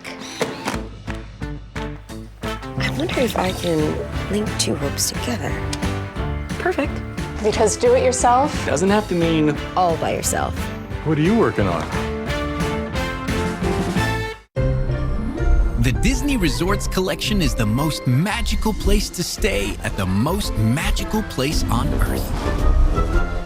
Here, the magic is up early, giving you extra time in any of the 4 theme parks every day, and welcoming you back with even more magical moments. Spring into magic and save up to 25% on rooms at select Disney Resort hotels. Why would you stay anywhere else? I'm Matt Barry. Coming up in the Lexus halftime report, highlights from around the SEC, including Vandy looking dandy again against Alabama in that rematch. And I got to tell you what we're keeping an eye on at the Rose Bowl. Nico Iamaleava and UCLA are blowing out 7th-ranked Penn State. Highlights of that and more coming up at half. What? What's happening at the Rose Bowl? It's one of those Saturdays, isn't it? Wow. Alabama on the ropes, Penn State on the ropes, Texas on the ropes. That's why you love football. You got to line up and play. Long way to go in all these games. First punt for the Gators. Tommy Doman skies it. And there's a bump. I think one of the Texas players got blocked into Ryan Niblett as he tried to come forward and make a fair catch. And if it's his own player, it's not kick-catch interference. So this will back the Horns up inside their own 15-yard line.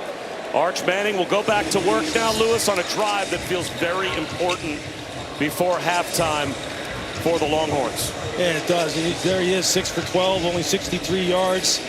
Maybe missed a big shot to Emmett Mosley, although he was getting hit on the release. But he's had some good moments. He's also had some moments that look the same as they've looked all season long. Locking in the primary targets, delivering the ball off target. See if he can put together a drive here before the half.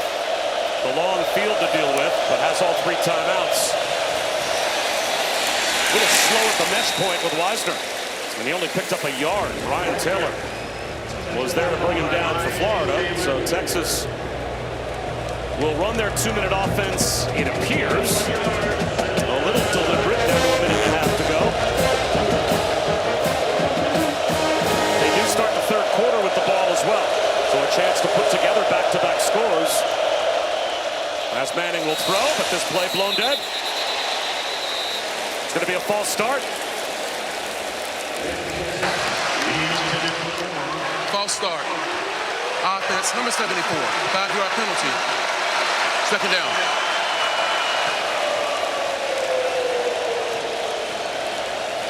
It's the left tackle, Trevor Gooseby. This crowd is amped up right now. On the play previous, they averted disaster. Arch Manning, Contravian Wiesner, they almost messed up that mesh point. That ball could have been on the ground. Florida could have had the football maybe going in again. They got to be careful here. Ball security is important. Now the officials are getting together, as I believe there may have been, with a false start in the clock running, an opportunity for a 10-second runoff here.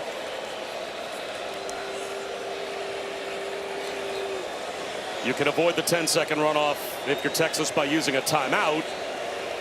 I guess they're giving that option to Steve Sarkisian. Now the opposition can say we don't want the 10-second runoff. They want to leave the time on the clock if you're the Gators.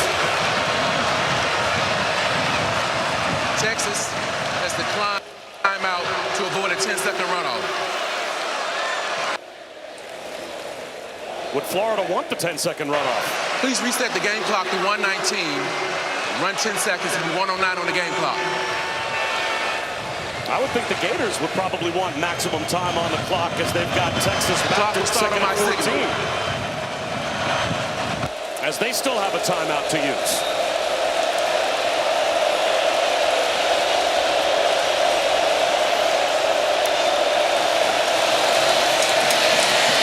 Wiesner bobbing and weaving. And he's going to be brought down. Jaden Woods on the stop for the Gators. And I would think now, would you not call timeout if you're Florida? Yeah, absolutely. See if you can get an extra possession, maybe get some favorable field position. And now they finally do. Billy Napier will call timeout, but he let time come off the clock before he did. As we're down to 38 seconds to go as we take a look at today's playbook. Brought to you by Flyhouse.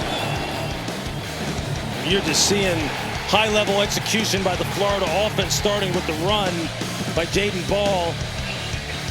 Arch Manning with the reverse pivot, able to get out on the perimeter and complete that pass to Wiesner for the touchdown. And then DJ Lagway going to the do-it-all freshman Dallas Wilson. And special teams, the unheralded third phase of football coming through for Florida once again. They have got this place absolutely just fired up. Just look how lopsided the stats are. I mean, I don't know if anybody predicted that Florida would look this efficient. You knew that they were going to play better. They got healthier. They used the bye to their advantage. You knew the quarterback was going to be better. But 113 rush yards. An amazing statistic. Now Florida's out of timeouts. So Texas can get this game to the locker room. But Manning's going to throw. And he's going to get thrown down all the way back inside the 5. The sack to Brian Taylor Jr. Well, with the Gators out of timeouts, that should end the first half.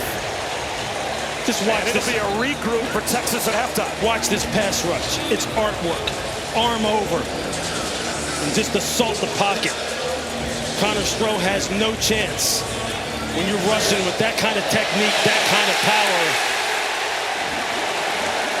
And Brian Taylor Jr., 6'4", 294. Look, we said this defensive line for Florida was big. They were physical. They can handle the run. And they are dialing up the pass rush against an offensive line that Texas has a lot of questions. So Texas will start the third quarter with the Nobel Prize winners. Once you learn how much more there is to our story, you expect nothing less. Welcome back to ESPN College Football presented by Chili's. This is the SEC on ESPN. Set for the start of the third quarter. Texas will have the football, and they need a score. 19-7, they trail the Gators. Bob Wischusen alongside Lewis Riddick. Chris Button is with us as well. The story of that first half, it seemed, at the line of scrimmage, Florida was the better team. They sure were on both sides of the ball, but in particular on defense, they have really caused Arch Manning a lot of problems with their ability to really just cage the quarterback, keep him in the pocket, just like defensive coordinator Ron Roberts told us that he wanted to have accomplished in this football game. And here you're seeing it. They're winning their one-on-ones. You see the defensive ends rushing up the field, but not getting too much depth as far as letting Arch be able to step up and maneuver outside the pocket. And the result is just that. 87 total yards for Texas. Only 4 first downs to 263 for Florida. That's as good as you could ask for. And Chris, saw that you caught up with Billy Napier before halftime. Yeah, he was so impressive with what DJ Lagway was able to do operating this offense. Said he's been playing really smart. Love what we've been able to do in the run game and on third down. He says that is a testament, though, of what we've been able to do up front in the physicality. We need that mindset to continue into the second half. For Steve Sarkisian, he said, on this drive, I just need points. I'm not asking for touchdowns. We just have to find a way to slow down the momentum. It does feel like one of those drives coming out of the locker room at halftime, especially after failing to score before halftime, Lewis, where you've got that chance to put together back-to-back drives, that Arch Manning and the Texas offense need to stabilize this game. And there's a flag thrown on the kickoff from Trace Mack. The flag was tossed all the way back at the 35-yard line, so Florida must have been offside. You can tell Sark right now wants his football team to show some life and show some spark on the offensive side, so this doesn't start the snowball. Kicking team number 22. 5-yard penalty from the touchback spot. First down. Is that lean on Arch Manning in the pass game? Is that leaning on Travion Wisner in the run game? Where, play calling wise, are you trying to go here? It's a total comprehensive effort, and you know it starts up front with this offensive line, and right now they're not able to get any rhythm running the football because of Florida's defensive line just controlling this game. They've missed some big shots in the passing game, but Arch hasn't had a whole bunch of time. He's been harassed as well. It starts up front and works its way back from there. We'll see if it plays out. And it's good to see Parker Livingston back on the field at the bottom of your screen. They'll run it with Wisner.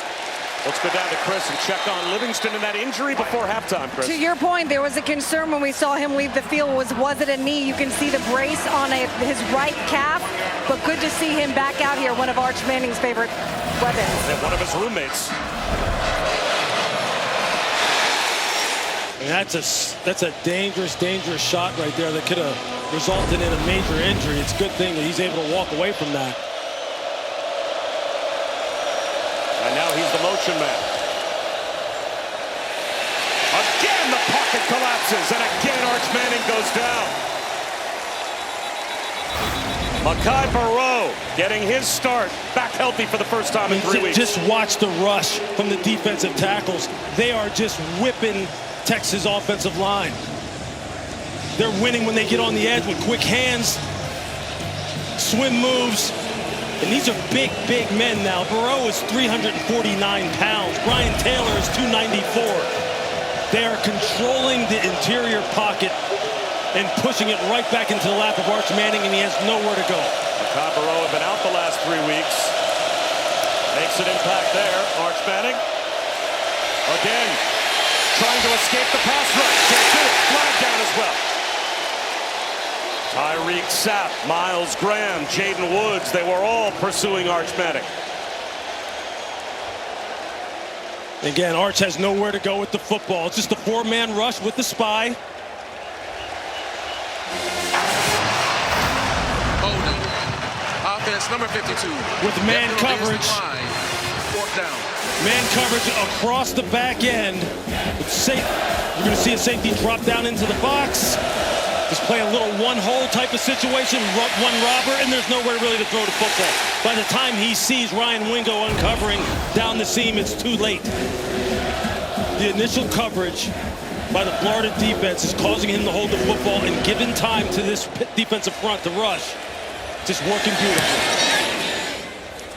Ernell Brown watches this punt take a bounce up the sideline, fields it, and saves his team some yardage in the process. You can kick off your NFL Sunday with the Countdown Crew on ESPN before a must-win game for the Ravens. Adam Schefter will have the latest on Baltimore playing without Lamar Jackson. And then the Jaguars host the Chiefs on Monday Night Football at 8 Eastern. Peyton and Eli once again on ESPN2, where Chad Powers himself, actor Glenn Powell, will be a guest on the Manning Cast. So that's the first Chad Powers with the new Chad Powers. They'll both be there on the Manning Cast during Monday Night Football.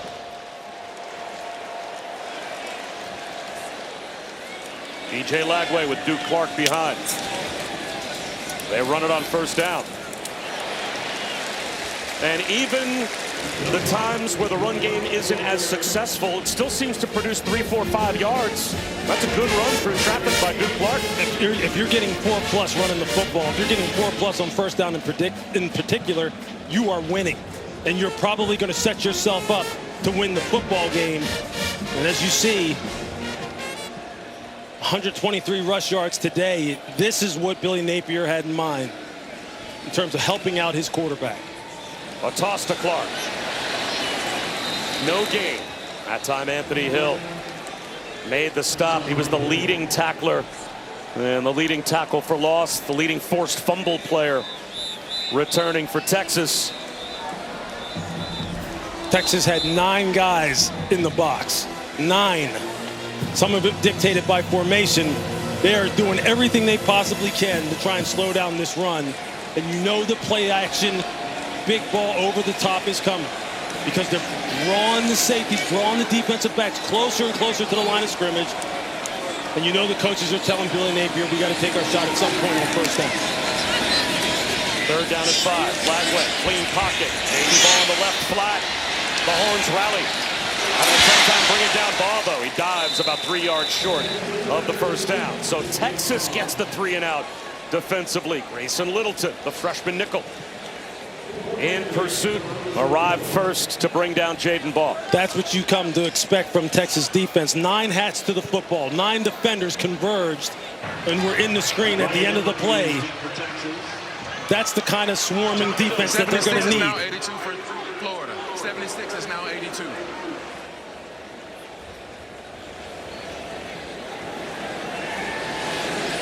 Tommy Doman to punt for the second time. Ryan Niblett watches it float out of bounds. And it's up near the 30-yard line of Texas. The Horns will start at their own 35 when we come back. I'm the Modelo Recruiter, and I'm always scouting for full-time fans. Check out this year's recruits. The teen transfer, married into the team, but acts like he's married to the team. The playmaker can get the ball through the uprights without setting foot on a field. The early season hopeful doesn't hope that this is her team's year, knows so. These fans deserve a Modelo. Because football isn't really football without you. I'm not him. I'm not Jack. Because a car that doesn't make you feel recognized is a car that stops short of amazing. Team, it's been a grind, but I think I've aged you well. Some might say perfect. Who's ready to show 'em who's the cheesiest? I woke up feeling the cheesiest, coach! Cheez-It, official sponsor of the college football playoff. Let's order boring, overpriced food for the game.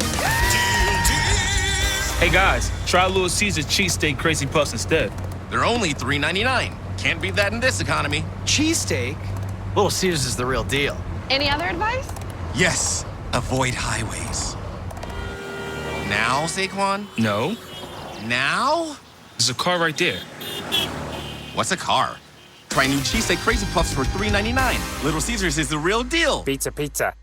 There's something important I need to tell you. I should have said this a long time ago. Is now the right time, Dad? You're eligible to become a member of Navy Federal Credit Union. I can't hear you. Because I'm an Army veteran, our whole family can join and get great benefits, like exclusive savings and discounts. Exclusive savings and discounts! Sounds great! Also, I love you. Thank you. All veterans and their families can join. Navy Federal Credit Union. Our members are the mission. All right. Same thing? Yup. This is our year. You know, if getting AT&T's best deal on the new iPhone 17 Pro without needing the most expensive plan taught me anything, it's that switching things up can be a good call. So how about we try something that's timeless? Oh, yeah. Good call. Ooh. Get the all-new iPhone 17 Pro on us. Designed to be the most powerful iPhone yet. Most expensive plan not required. 8 years ago, I blew my football career. He dropped it at the 1-yard line. If I can't play as Russ, I'll play as someone else. You were born for this moment. Are you crying? Oh, God.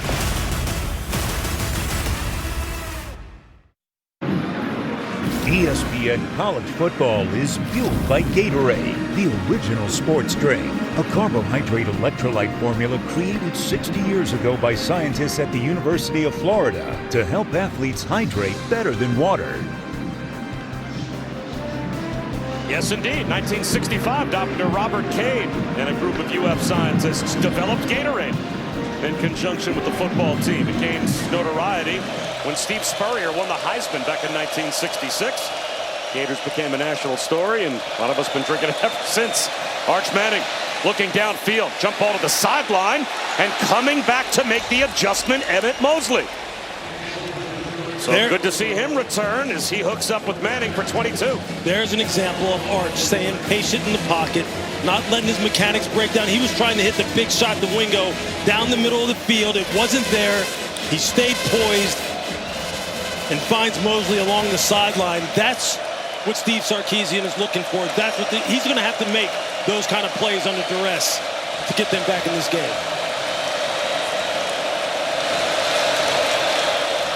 Backwards pass. This is a trick play. And it is there. Jack Endries can't catch it. They had it. Oh, it was missed by Ryan Wingo. He had Endries wide open and just overthrew him. It was dialed up, and it could not have worked out better for Texas except in the execution. You see Endries just kind of come off the line of scrimmage nice and slow and then take off down the field. And those are the kind of plays that you just got to make count. Sark called it at just the right time. Missed opportunity. Instead, it's 2nd down and 10. Quarterback run for Arch Manning. Weaving and tripped up at the line of scrimmage by Sharif Denson. So instead of a touchdown a couple of plays ago, the Horns have 3rd down and 10 at the Gators' 43-yard line.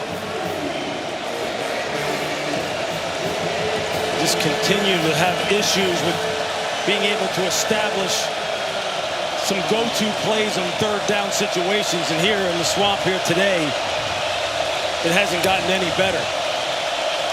This is where this defensive front has rushed with discipline and effectiveness. Quarterback draw. Arch Manning only picks up about 2, maybe 3. Now, are you running quarterback draw there with the idea of going for it on 4th down? It's 4th down and 8 at the plus 41-yard line. No, you've got the punt group, it looks like, forming up on the Texas sideline. Yeah, it's just way too early with 9:22 in the 3rd. You just got to put this on your defense a little bit. They got to rise up and get either a turnover, get good field position by getting some negative plays, maybe a big punt return. There's a lot of football left to be played. A 4th down and a full 7. But still hurts to punt from the opponent's 40-yard line. No doubt. No doubt. Bomeister with the end-over-end kick. Bounces into the end zone past Ryan Niblett. It was there to be downed at the goal line, and they couldn't keep it out of the end zone.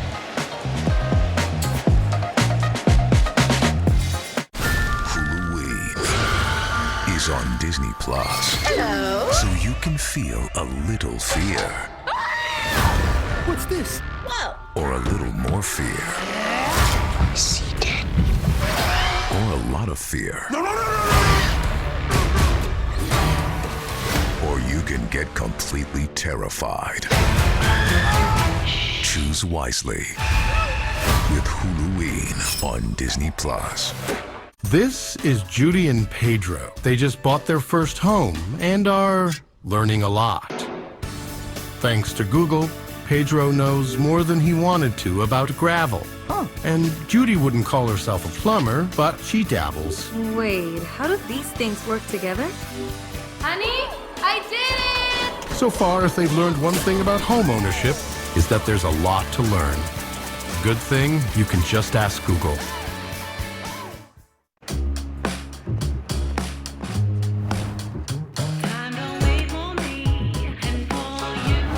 Powerful performance. Seamless technology. And refined luxury. Some things are just too important to miss out on. The GLE and GLE Coupe from Mercedes-Benz.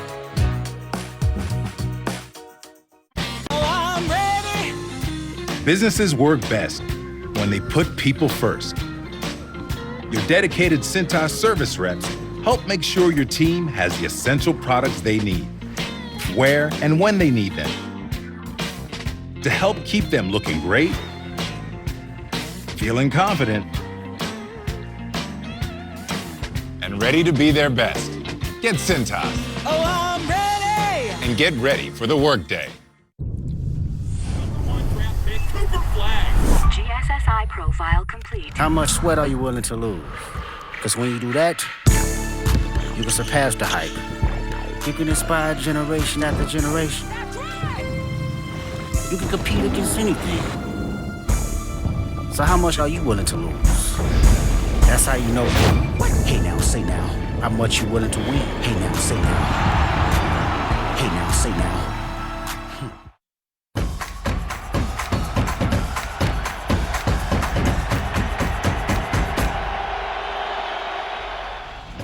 Here's today's player spotlight brought to you by Cintas. Yeah, it's all about sophomore Jaden Ball. Fantastic sophomore running back. He has just run the football with aggressiveness, toughness, great vision here on this wide zone. You see a little bit of the speed and then the aggressive finish. And just look at the feet here in the hole. He makes the All-American Michael Tapp just grasp at air. And so far today, 13 carries, 66 yards, averaging 5.1 per carry. That's just what the football gods ordered for DJ Lagway. A complementary run game, an explosive passing game, an explosive, efficient passing game. And that's how you have a 19-7 lead. Jaden Ball, the leading rusher last year as a freshman for Florida. He was all SEC on the freshman team. Pre-snap penalty will cost the Gators 5. False start. Offense, number 58, 5-yard penalty. First down.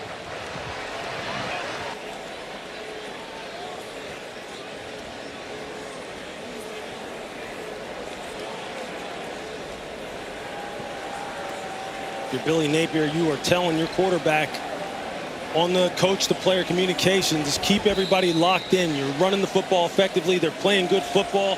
Don't want any self-inflicted penalties that result in giving Texas favorable field position. Lagway looks at Sturdivant. Instead comes back the other way. One-on-one. Jump ball. It is caught. He looked at the fifth-year senior and said, you know what? Let's throw it down the field to the true freshman instead. And there is the big ball. Right there is the shot over the top. And just look at Vernell Brown. Look at how he just fights for this football down the field. This is his freshman 5-star versus freshman 5-star. Vernell Brown against Grayson Littleton. And Vernell Brown just wins it. He has shown that he can make these spectacular catches. He opened up the season in the first game of the year looking like Odell Beckham Jr. That's just fantastic. Lagway, swing pass, Jaden Ball. Out of bounds close to the 20-yard line. Michael Tapp made the stop after a gain of 3. These young receivers, Vernell Brown and Dallas Wilson. And there you see the big shot over the top. Just perfect pass protection. He can take a shot and just say, hey, look, my receivers are better than your DBs. I'm just going to put it up there and let them go make a play.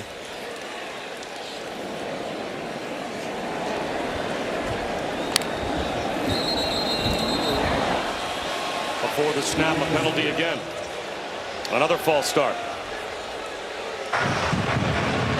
False start.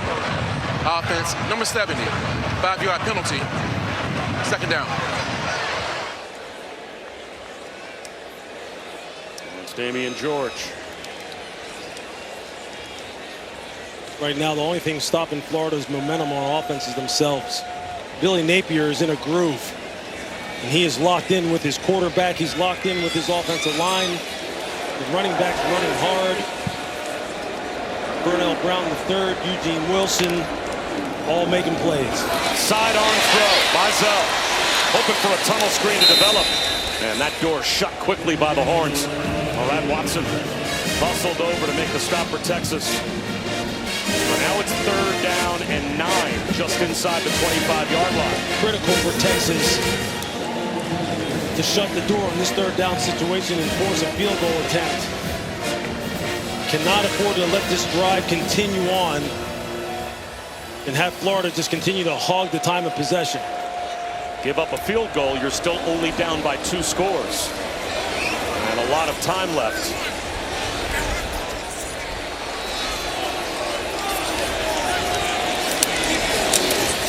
And they'll run it with Ball.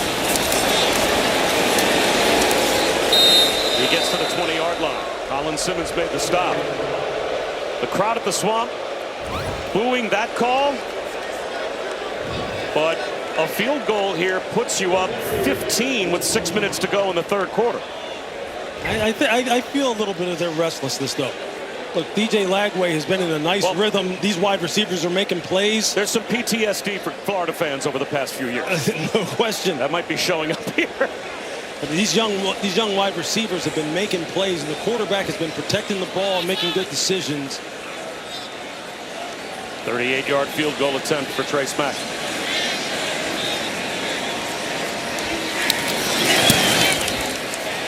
He knocks it right down the middle.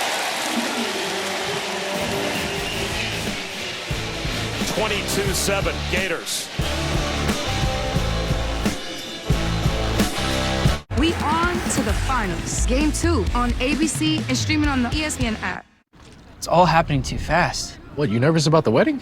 No, it's the house, dude. We got approved. Bro, don't stress. This house, it's the one. Speaking of the one, caterer. We need a caterer. The Colonel believed his KFC chicken sandwich should be huge on flavor. Tender chicken, crisp pickles, but with a tiny $3.99 price. Oh, that crumb looks giant next to that tiny price. The Colonel lived so we could chicken. The $3.99 KFC chicken sandwich.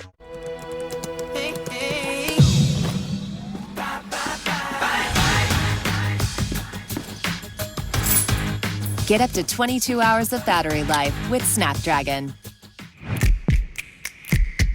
Uber Eats knows when your team scores extra points, you want extra pizza. And now here's a buy one, get one large pizza deal from Little Caesars on Uber Eats.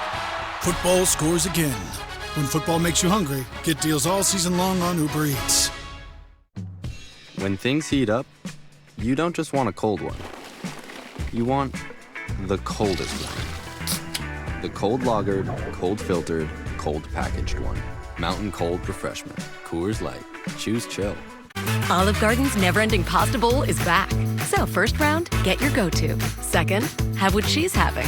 What he's having. Go on, try that new spicy 3-meat sauce. Starting at $13.99 and back for a limited time.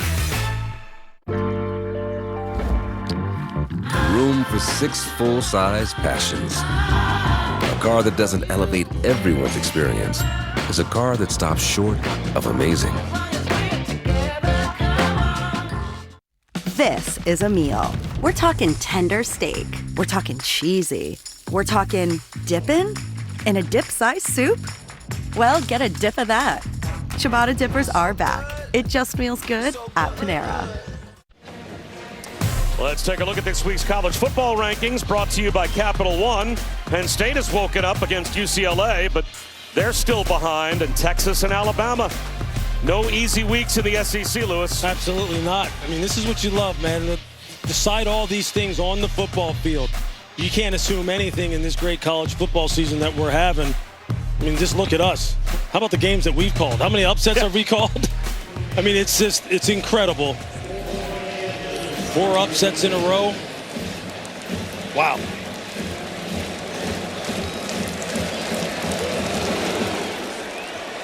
Touchback on the kickoff as it goes all the way to the back wall of the stadium. What does Texas have to do to get their offense back on track since the one drive that Arch Manning engineered, resulting in the touchdown catch by Wisner? This has been the production. I mean, yeah, I mean, look at this. 15 total yards of offense. Net 15 total yards of offense. I mean, it's just what you can't have. Look, when coaches start going deep in their bag of play calls to double passes, that's when you know they're searching. They're searching for something. And right now, they can't hang their hat on the offensive line. They can't hang their hat on the run game. They got to find something to generate a spark. Pass protection was there. Hendricks can't run under that pass from Arch Manning. He took a hit as he let it go. But that time, that was about as clean a look as we've seen Arch Manning have in a while. Yeah, he's able to throw this football in rhythm to Hendricks, running the 7 route there. He hits the back foot, takes a hitch, maybe a hitch and a half. Trying to lay that football up over the top of the defender, but he just can't put it on him.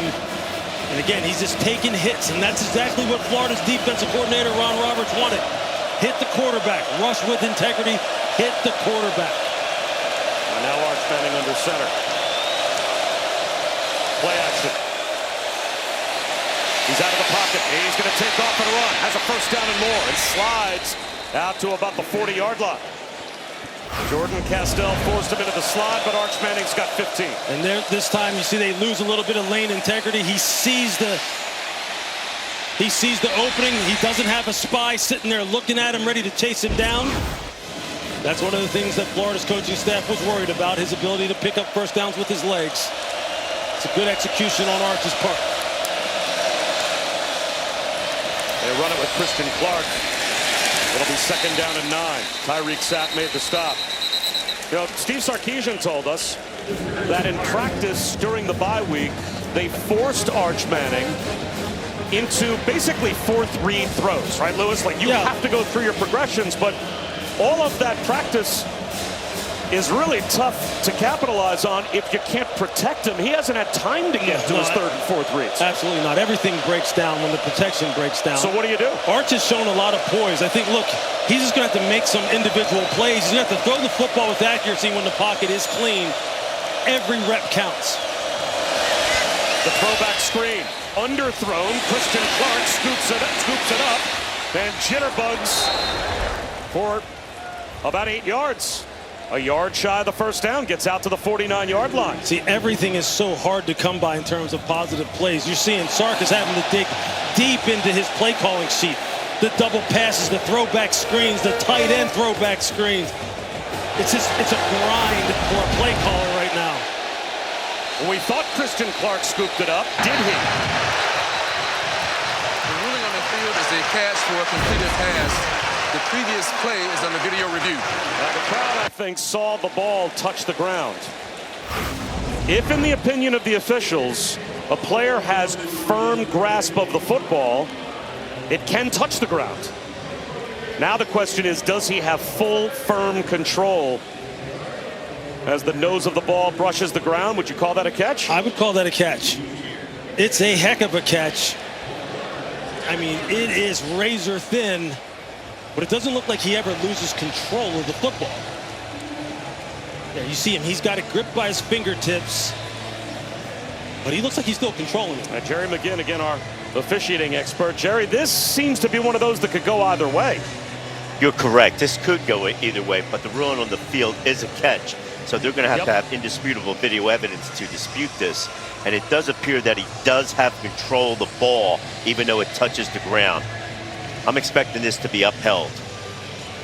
That's a great point. When the precedent is set on the field, they ruled it a catch. That means that the video evidence has to be indisputable, clear and obvious that they got it wrong. Right. Here is the decision that makes it official. After video review, the ruling on the field is upheld for a completed pass. That's the right call. The crowd booing, but again, the ball can touch the ground as long as And Billy Napier's, I'm sure, making the same argument. I'm looking up at the big screen and I see the ball touch the ground, but if in the opinion of the officials, Christian Clark's got firm grasp of the football, it's not incomplete just because it crushed the ground. So now 3rd down and 1. Big play at midfield. And Wisner back in. Now you may be looking at 2-down territory. Do you just try and run the football to pick it up? Or do you try and go for a shot play here and kind of lull Florida to sleep? Pitch. Flags down. False start. And that might have been a crowd noise-induced false start. Although Texas is pointing at the Gators.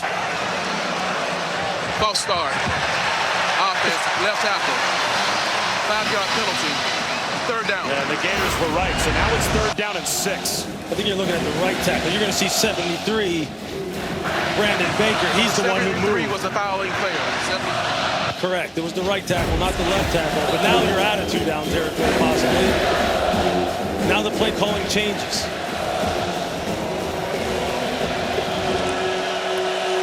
Now you got to throw the football. Now Florida can try and heat him up again.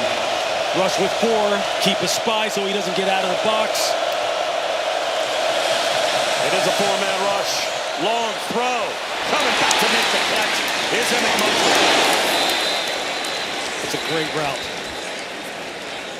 Gain of 17 on 3rd down. That's a big one for Texas. Great route by Emmett Mosley against Cormani McClain. Look at him. Makes him think that this sells him on the go route. And just as McClain opens his hips to go on the go route, he snaps it off. Arch puts it right on him. Those are the kind of plays. They need to stack those kind of plays on top of each other. The only receiver that Texas signed in the portal from Stanford was Mosley, and he made a big play there. And now they're looking for another big play to the back of the end zone. Ryan Wingo got a foot down for the touchdown. What a throw from there. That is high-level quarterback play. That's what Steve Sarkisian is talking about. He was trying to get the football to Emmett Mosley again. Couldn't get it to him. Had to step up in the pocket, kept 2 hands on the football. Was able to identify Wingo streaking on the post and puts it right on it. And Steve Sarkisian opting to kick the extra point here to make this an 8-point game. There'd be an analytics argument to say at some point if you have to have 2, you go for 2 now. But if you go for 2 now and you don't get it, you're still down 2 scores. So the extra point here will make this a 1-point game or a 1-score game after the officials sort out whatever they're having a conversation over.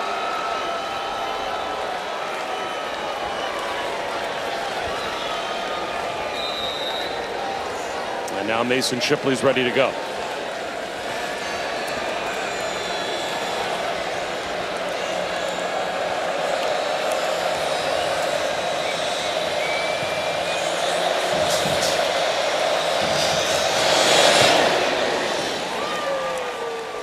It's the Gators by 8 with 2:43 to go in the 3rd.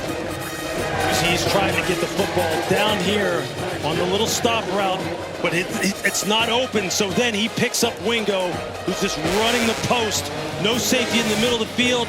You're going to see the safety drop down at the top of the screen. Corner and outside leverage. Arch, perfect execution. Nice and calm in the pocket, 2 hands on the football, just slides to his left. Look, you see him looking to his right. He's like, man, it's not there. I got a free rusher coming in my face. And I've got Ryan Wingo just streaking on the post. He has been a big playmaker for them this year. That's just good eyes by Arch. That's good composure. Threw the football on balance, didn't get overly excited. Big time play.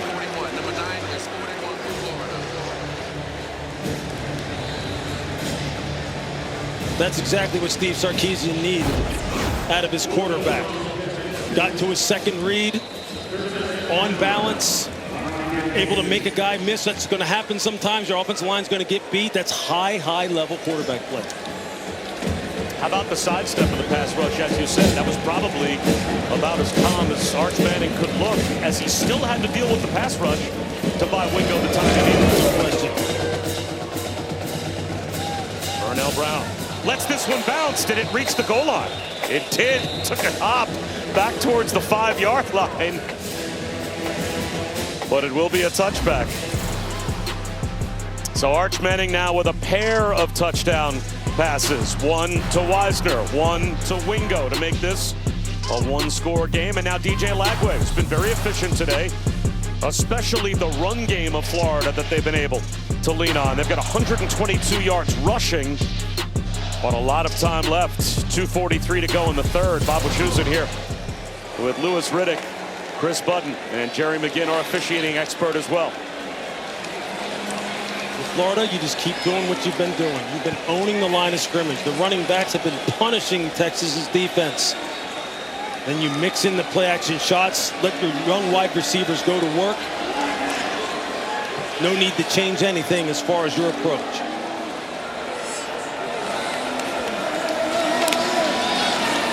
Play action for Lagway. Throws one across his body and had to avoid a sack as he was trying to find Jaden Ball out of the backfield.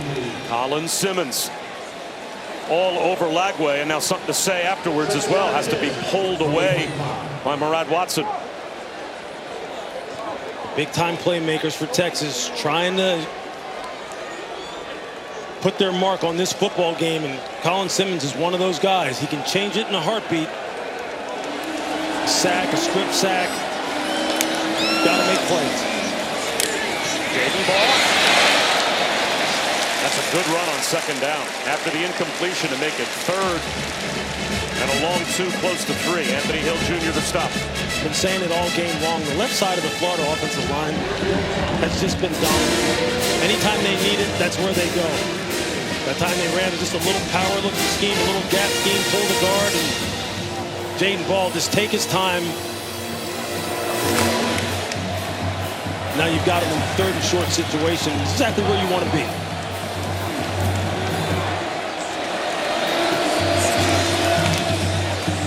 They run it with Ball. Hunts and finds the first down. Boy, with all those white jerseys up near the line of scrimmage, it looked like Texas was basically selling out to try and stop the run, and they still couldn't stop Jaden Ball on third down. Well, they knew what was coming. But the interior players for Florida today have they've just been on their game. 81 yards rushing for Jaden Ball, averaging over 5 yards per carry. They go right back to him. Bouncing, jitterbugging, and now delivering punishment for 9 yards.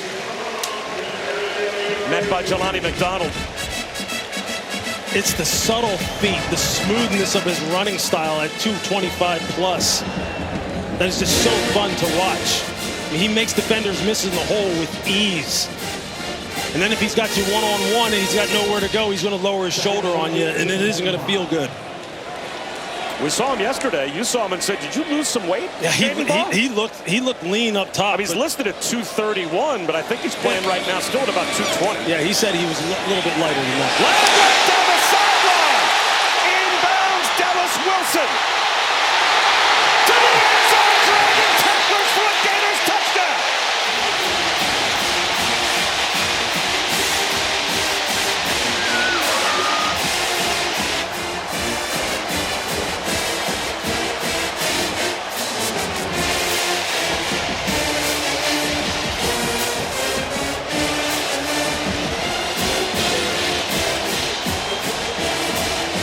Did Dallas Wilson stay in? If he did, this is a home run hitter hitting a home run. There he's in, he's in, he's in, he's in. This kid is living up to all the hype. That's a true freshman. That's a grown man. That's a grown man in a young kid's body.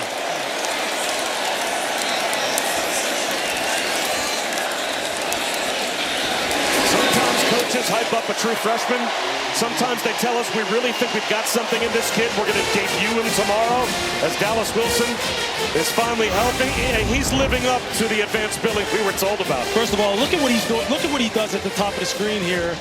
Can't get all the way to the top of the screen. He's going to be one-on-one against Kobe Black, who goes 6'2", 200 pounds himself. Look at what he does. He just says, "Get off of me." He's going to knock you down. And then after that, maybe the best athlete on the Texas roster, Jelani McDonald. He can't get him down either as he tries to go for the punch out. But just watch this. Gets him squared up, just sticks his left arm out and basically runs him over. Texas bench probably asking for an offensive pass interference. And maybe they have an argument. And you see Michael Taft come over at the end and try and put a hit on him. And watch what happens to him. He just bounces off of it. Jelani McDonald, look, I saw these guys on the field pregame. These guys are stuck. Did you see how Michael Taft's head snapped back when he tried to hit him?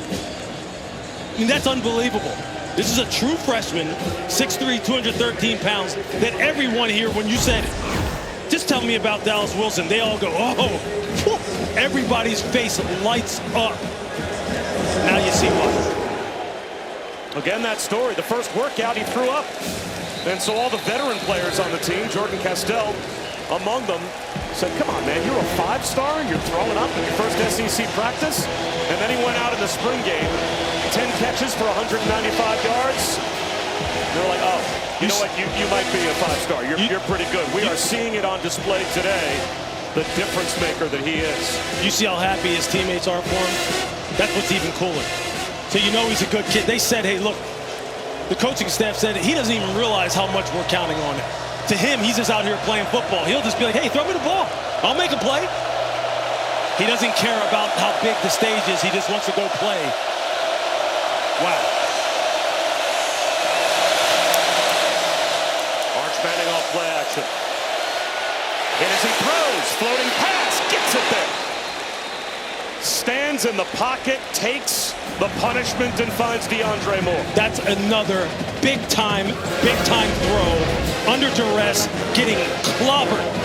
His eyes never come down, though. He never takes his eyes down.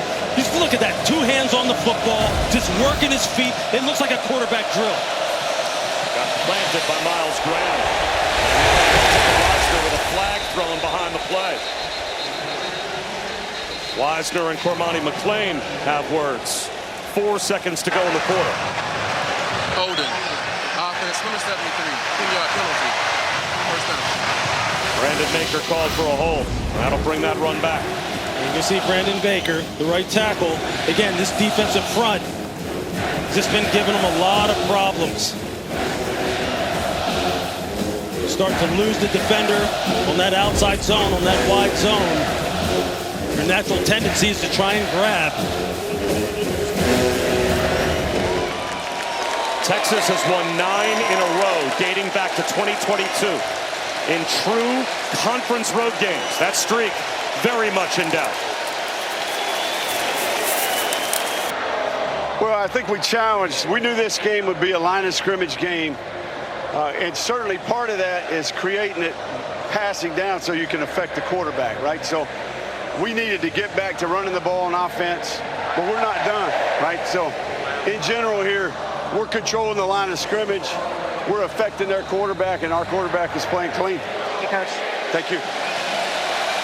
Controlling the line of scrimmage to the tune of 415 total yards of offense. Arch Manning, that time a clean pocket. Down the sideline, it's through the hands of Ryan Wingo. Devin Moore closed the distance. Just trying to run 2 seams against cover 2, trying to put the safety in a bind. Arch is trying to pick the one that he wants to throw it to. Ryan Wingo can't pull that in, but what you do like is that you're seeing Arch kind of settle in now. Despite the fact that he's been under pressure and has taken some wicked shots, he's looking much more comfortable. Second down and 20, though, with that holding penalty to end the third quarter. 4-man rush. It gets there. Manning escapes. He's down the sideline. Arch Manning gets a block. Arch Manning making a huge play with his legs. Once again, he's got a free runner coming right at him. Brian Taylor Jr. And then he just does what he can do to pick up positive yards. That's where he looks more like his grandfather than his uncle. He sure does. Look, he's having to take over. He's having to grow up here right now in this hostile environment and make plays for his team, and he's answering the call. 36-yard scramble. Sidearms one on the right flat to Jack Andrews. He only has a yard. Bob, you can feel the young man's confidence growing. You can feel it. You can just see it in that throw right there. He's thrown that pass how many times already this season, but he's playing with like an attitude right now, which is, look, I know it's on me. I know I'm going to have to take some shots. I know I'm going to have to make some runs, and I'm up to the challenge. You love to see it. Arch Manning went through an exhaustive recruiting process. He visited Alabama, Georgia, and Texas each 4 times before he chose the Longhorns. Flags thrown here.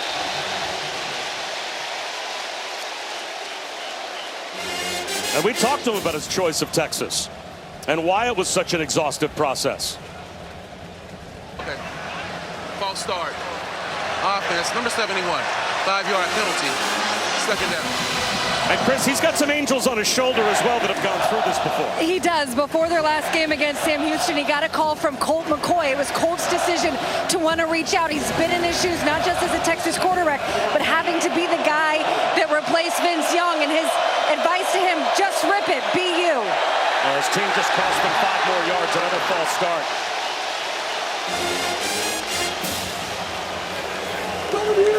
When Sark talks about we have to be better around him, when offensive coaches talk about you have to be better around your quarterback. False start. Offense, number 71. 5-yard penalty. Second down. These are the kind of things that they're talking about. You got to lock in. This is a hostile environment. I mean, just look at this crowd. I mean, look at them. They're at full decibels right now.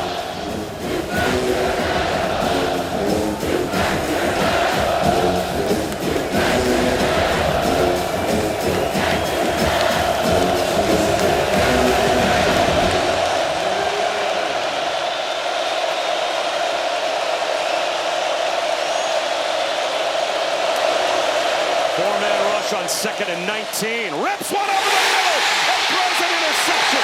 Jordan Castell just playing center field and ended up right between the 1 and the 4.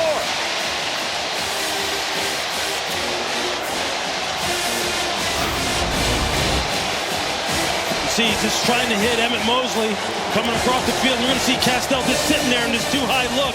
He's just playing it top down. He's playing a version of cover 4, and he just misses a little bit. And the safety is right where he needs to be. Sometimes you get gifts. And in this case, Jordan Castell got one. Florida back in business. Attention law enforcement. You took an oath to protect and serve. To keep your family, your neighborhood safe. But in too many cities, dangerous illegals walk free as police are forced to stand down. Join ICE and help us catch the worst of the worst. Drug traffickers, gang members, predators.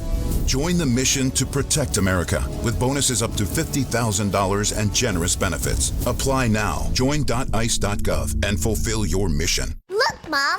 Wow. Ugh, wish I bought Dixie. These weak store brand plates turn hard work into heartbreak. Next time, get Dixie Ultra Plates. 3 times stronger than the leading store brand. Dixie, make it right. McDonald's is putting value back on the menu, which means make it a meal and save. Extra value meals are back. So now get a Big Mac meal for $8. Who's here? Chief, talk T4XS. Because any car that doesn't offer the confidence that it will find you is a car that stops short of amazing. With the new IHOP value menu, $6 is all it takes to go to your happy place. Where your breakfast faves like pancakes, eggs, and bacon, or French toast with sausage and eggs are all just $6. The new value menu, every day at IHOP. Shifting Gears is your new favorite comedy. What? And with a season of big guest stars along for the ride, you just can't look away. You're actually flipping me off with your eyes. Shifting Gears, Wednesdays on ABC. We'll return to the Swamp where you are watching the SEC on ESPN. This is ESPN College Football presented by Chili's. Texas allowing their first quarter points of the season. It was 10-0 Florida to start. And now they've opened up a 29-14 lead, and the Gators have the ball back.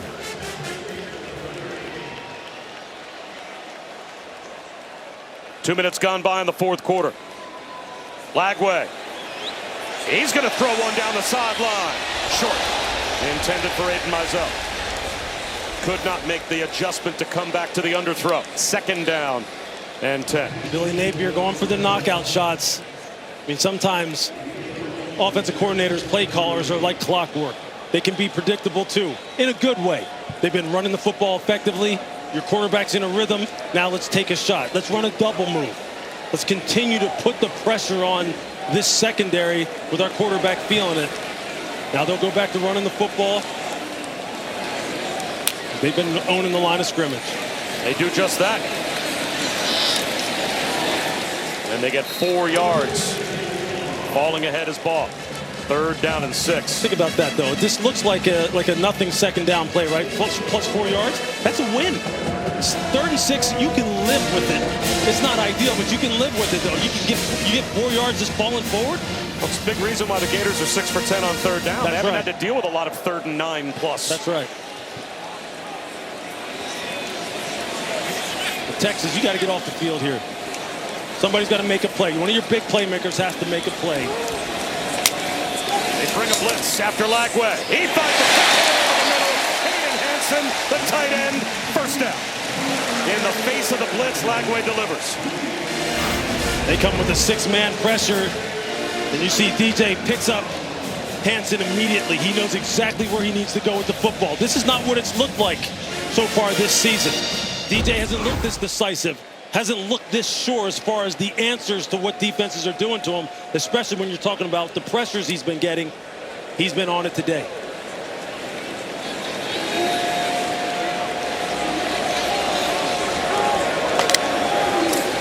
Run it again with Ball. No gain on 1st down. Well, DJ Lagway, when he was in high school, Lewis, he was a safety and a running quarterback that would kind of come in and I guess run Wildcat. As a sophomore, switched to quarterback full-time, then went to a quarterback camp at Texas. Oddly enough, he had no offers. Arch Manning was also at that camp. He's come a long way since then. He sure has. Look, we got to lay our eyes on him for the first time in Knoxville last year, and we're blown away. He's got all the potential in the world. Sidearms one again. And again, it's Dallas Wilson. Monster. And again, it's 3rd down and manageable. This kid is just a monster. Is so big and so strong. They're loaded down here at the skill positions, especially at wide receiver. But Dallas Wilson making his debut today.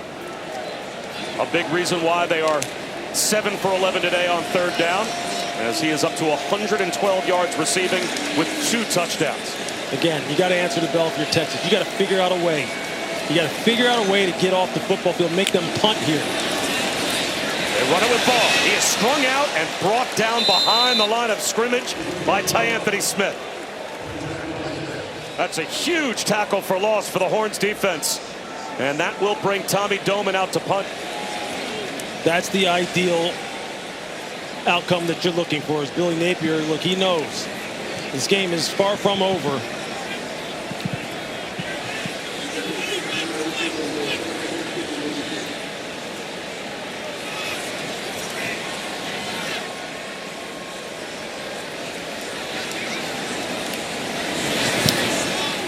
Knuckleball from Doman. Out of bounds. Where will they say across the sideline? Right at the 15-yard line for Texas. Down by 2 scores.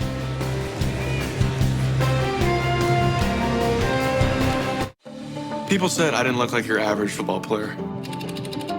He had more of an accountant look. But I saw the field differently. And when I started wearing Warby Parker glasses in middle school, it all just clicked. All of a sudden, he's reading playbooks on the bus. Having good vision changed my life. There was also a great mentor. I think it was the glasses. Yeah, maybe. Y'all make sure y'all get 3 for $5 because they ain't advertising it, honey. Oh, we're advertising it. Get 3 pieces of our crispy, juicy signature chicken for just $5. How's that? Let's go to Popeyes.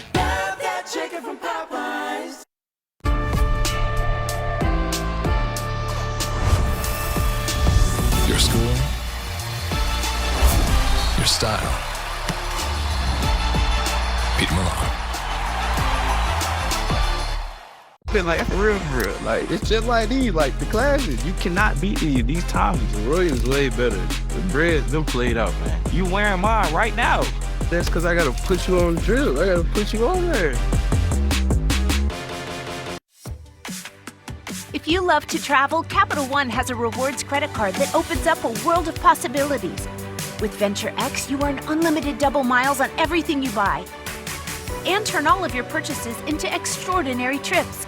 Plus, get premium benefits at a collection of luxury hotels when you book on Capital One Travel. And get access to over 1,000 airport lounges worldwide. Open up a world of possibilities with Capital One. What's in your wallet? That's right. Move it like this now. You gotta move that. Big time, best time, all the time. Come seek the Royal Caribbean. Don't worry. You can't predict sick days. But with Kleenex, you can be prepared for them. For whatever happens next, grab Kleenex. 3 for Me, only at Chili's, now serves up the all-new Big QP for just $10.99. And that's 85% more beef than some quarter-pound burger. Yeah, hey, fast food, this is how you value meal. This Chili's 3 for Me is the best $10.99 you can eat. ESPN College Football is presented by Chili's 3 for Me, the best $10.99 you can eat. Uncle Peyton never beat the Gators. Uncle Eli was perfect. Arch Manning trying to make more like Eli than Peyton, but he needs 2 scores in the last 10 minutes to possibly force overtime. At some point, a 2-point conversion has to come into play. It's 29-14 Florida with 9:56 to go. And with Texas starting all the way back at their own 15-yard line, Lewis, at some point you're going to arrive at a time on the clock where this becomes 4-down territory for Texas, needing 2. No question. We're fast approaching it. Now Arch Manning is going to have to do Manning-type stuff. Play action. And he steps up and goes down. He wanted to push it down the field, but the blitz arrived. Sharif Denson put the pressure on and forced him up in the pocket. Florida doing a nice job of mixing up their rushes, mixing up their pressures. That time they run a simulated pressure, bring the nickel to the wide side of the field. Just gives them a little bit of a different look. You see Steve Sarkisian just trying to find the right combination, the right route design, trying to anticipate what kind of coverage he's going to get and let his young quarterback go to work. And can the pass protection hold up?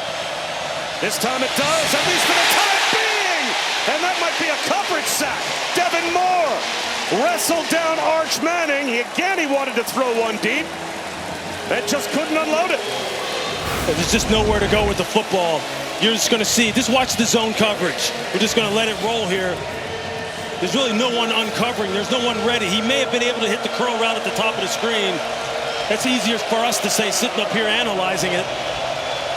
But give credit to Florida's defense. They have mixed up man, zone, 2 high, 1 high, simulated pressures, zone pressures. 3 sacks, but they've affected Arch Manning all day. This time he rips one right to the first down line to gain. DeAndre Moore Jr. He's got enough. Boy, give Arch Manning a clean pocket, and he has made some terrific throws. That is a great throw into this cover 4 looking scheme, maybe a quarter half scheme as they call it. He finds the open man running that out from the slot. Big time throw. Now they run it.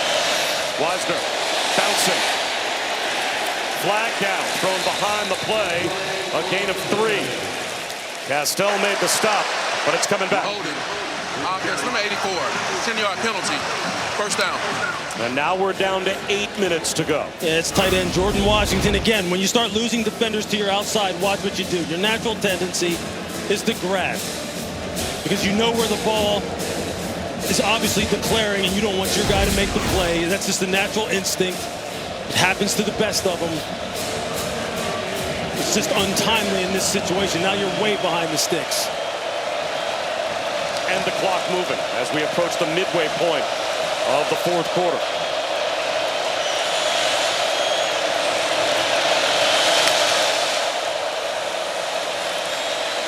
Manning, he wants it all. Again, DeAndre Moore, the intended receiver, and it's underthrown and intercepted by Devin Moore.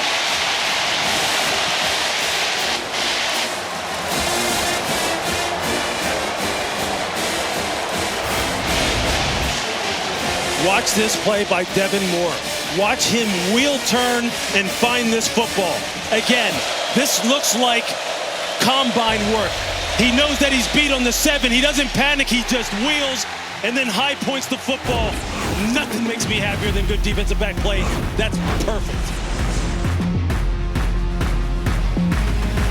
What can I get you today? I don't know. Why is it so hard to find a job where I can help people? I always wanted a job where I can travel more. I want a job building rockets. Okay. A job that uses my people skills. And a cheeseburger. I'm a creative person. I want to work somewhere creative.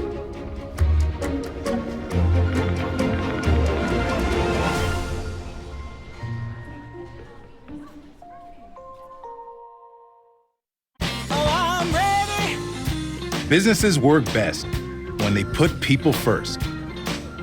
Your dedicated Cintas service reps help make sure your team has the essential products they need, where and when they need them, to help keep them looking great, feeling confident,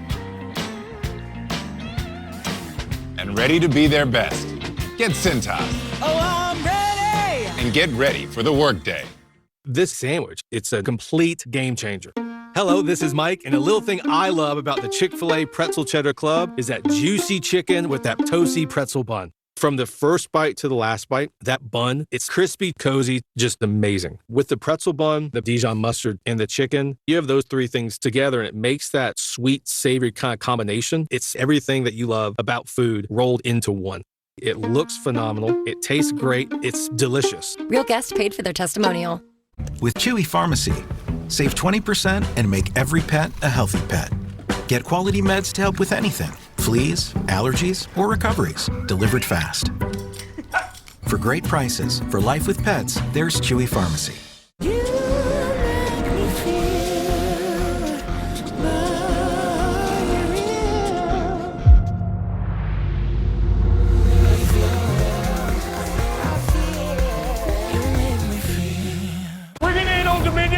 We know that it takes hard work to be the best in the game. It starts up front with protection. Then we work as a team to be on time every time.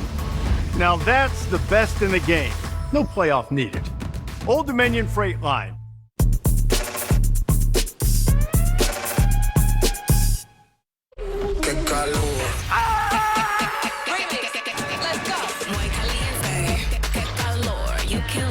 You can't touch me. They're revved up for a big game. We're in for a good night.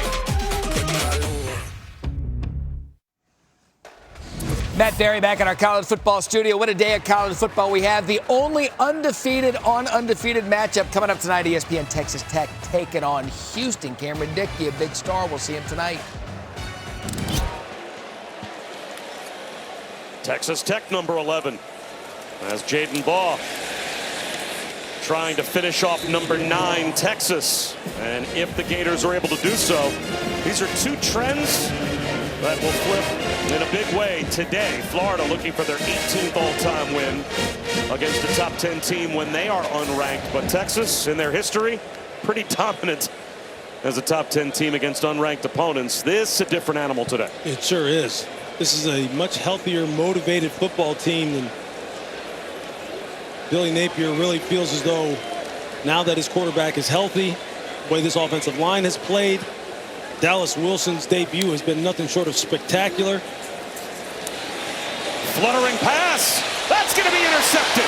Just what Texas needed. DJ Lagway was hit, and the ball came out wobbly. Michael Taft picks it off, and Texas has it right back with 6:43 to go. Just watch Michael Taft, the All-American free safety. Just watch him sort of shuffle and then break Can't get the full draw there on the screen. Shuffle, back pedal, read the quarterback's eyes, go. Even before DJ Lagway let it go, he was already in full break with the perfect angle. And Cole Brevard got his hand up and just got a piece of the throwing arm of DJ Lagway, and that very much affected the throw. Absolutely. Saw the ball fluttering. Again, just good fundamental play. Back-to-back plays by the secondaries of Florida and now Texas and Michael Taft. So the Gators were going for the knockout punch. That gamble turns into a giveaway, and Arch Manning blitzed, sacked again. Jaden Robinson off the edge. It's just another simulated pressure. Just watch. They have a guy here who's going to come in and drop out, and then they're going to bring the pressure off the edge. It's a great design. You just don't know who's coming, but they're still only rushing 4. It's just confusing the offensive line, confusing the quarterback, getting free runners to get free hits on the quarterback. It's just a masterful game plan on the part of Florida. Another blitz. Same player. This time Manning escapes. Heaves one. Incomplete. He did well to avoid the blitzing Jaden Robinson and keep the play alive, but he overthrew DeAndre Moore. It's basically the same blitz. It's the same simulated pressure, except this time they bring Jaden Robinson inside instead of off the edge. It's the same coverage. And right now, Ron Roberts, he's in his bag, the defensive coordinator for Florida. It's just a cat and mouse between he and Steve Sarkisian right now. Football at the highest level. 3rd and 17.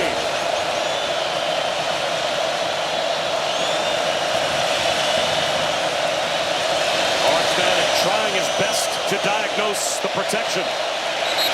Did they get the playoff? They may not have. But he was trying to communicate to his offensive line and ran out of time. Prior to the snap, the play clock ran out. Delay of game. Offense. 5-yard penalty. 3rd down. And now it's 3rd and 22. And what's your play call for 3rd and 22, Bob?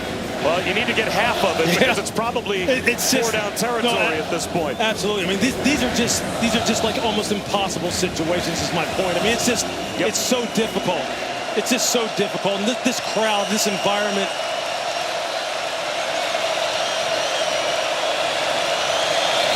That's a false start. Ryan Wingo started upfield before they snapped the ball. He went in motion and just took off. False start. Offense, number 1. 5-yard penalty. 3rd down. He tried to time it up and just took off early. Yeah, you're going to see him here. And his back is to the line of scrimmage. He doesn't know. I mean, Arch gives a clap and then another one for the ball to be snapped, but he's already gone. And with the way this crowd is at full decibels, I mean, there's just no way, unless you time that up perfectly, you can do it. Wisner lowers his shoulders, gets to the 20-yard line. Now it's 4th down and 16. There's 5:55 to go. And this is a very low percentage play here. And with all your timeouts, if you're Steve Sarkisian, do you punt? It looks like they will. They need 2 scores. I don't know, Lewis. It almost feels like you have to go for this on 4th and 16 to have any realistic chance, down by 2 touchdowns and a 2-point conversion having to factor in as well. True. On your own 20, you know, though, if you don't make it, the game is over. I mean, the game may be over anyway at this point, considering how Florida has really controlled the line of scrimmage. Burnell Brown, fair catch at the 35-yard line of Florida. Coming up tonight at 7:30 Eastern on the SEC Network and the all-new ESPN app. Texas A&M at number 6 right now will host Mississippi State. Fun coaching matchup tonight as well. Jeff Lebby and Mike Elko at 7:30 Eastern on the SEC Network. You got to like what Jeff Lebby has done coming over from Oklahoma. And both coaches done a great job of flipping things. And those guys are both great guys to talk to when you talk to them in production meetings. Mike Elko, one of the very best, and A&M is rolling.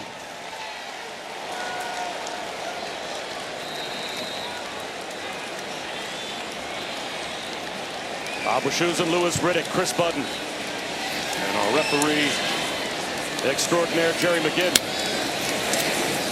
Jaden Ball, straight ahead run. And he picks up 5 yards, maybe 6 on first down. Steve Sarkisian calls timeout. First charge time of the half, Texas. 30-second timeout. Game clock operator. Please put the game clock back to 5:09.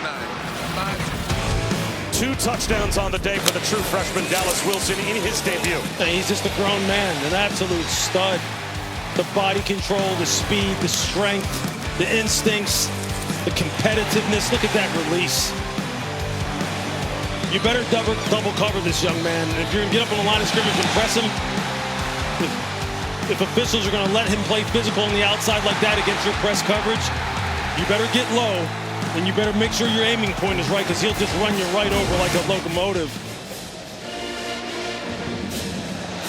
First time Florida has had a player with 100 or more receiving yards and 2 receiving touchdowns in his college debut in the last 3 decades. And they've had some pretty good ones come through here. Yeah, they've had quite a few. He's special. It's simple as that. He's special. 5:09 to go. Ball driven back. Timeout number 2 called by Steve Sarkisian.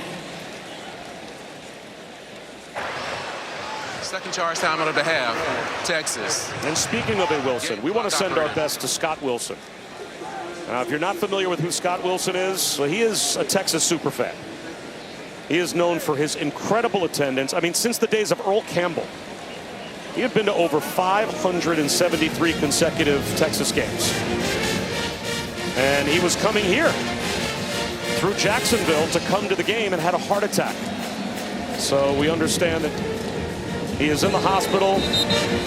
I guess from a Texas standpoint, you wish you had better news to give him than the Horns being down by a couple of touchdowns. But Scott Wilson, from all of us, especially for all your dedication to Texas and college football over the years, get well soon.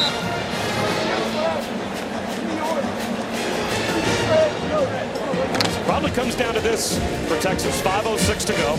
Steve Sarkisian has kind of made this the last stand. He has used his timeouts, and it's 3rd down and a long 3. They have to get a stop.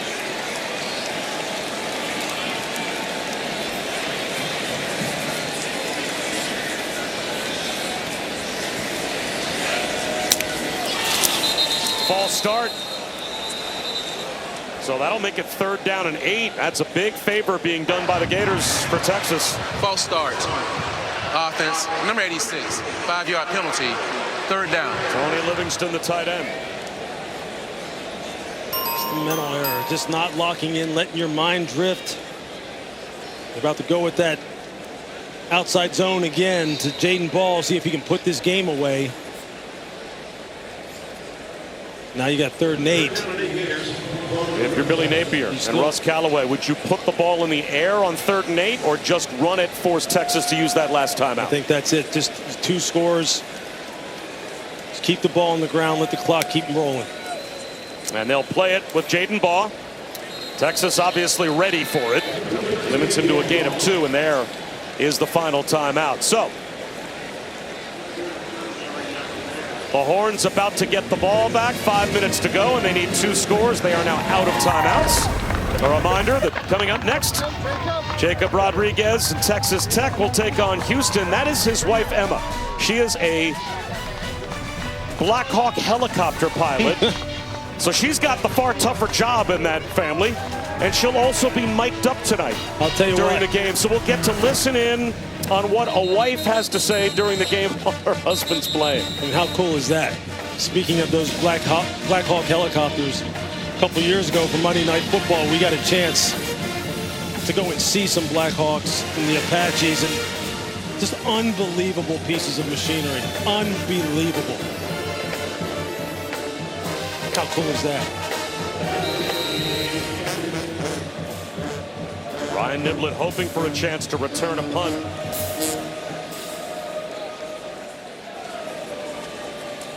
Texas are going to come after Doman. He gets it away. And as a result, no one back to block for Niblett. So he's just going to get what he can, and a pretty good change of field position out to the 31-yard line. And Chris Budden, we've seen a lot of pre-snap penalties from Texas. If you're wondering just how loud it is, the Swamp is one of the toughest places to play. And when Texas's offense is out there, my decibel reader is reading over 95 consistently, especially in this last quarter. To give you a sense of what does that mean, that's like having a power saw in your ear. Arch Manning has had the pass rush in his ear along with the power saw. He feels like he's dodging power saws for sure. Not only the 4 sacks, but how many times today has he just been affected in the pocket? Yeah, you know, I know it hasn't gone exactly the way Arch wants it to, and he's turned the football over, but you've seen some growth out of this young man today. He has an escape lane. Instead, he's going to take a shot into double coverage. Bobbled around and almost caught on the carom by Ryan Wingo. Bryce Thornton was there to maybe pick it off. Devin Moore as well. I mean, he's having to take chances because of the situation in the game. But just the fundamentals that he's playing with, the movement in the pocket. He's having to do some things that you typically obviously wouldn't want your quarterback to do, and Ryan Wingo almost comes down with just a spectacular catch.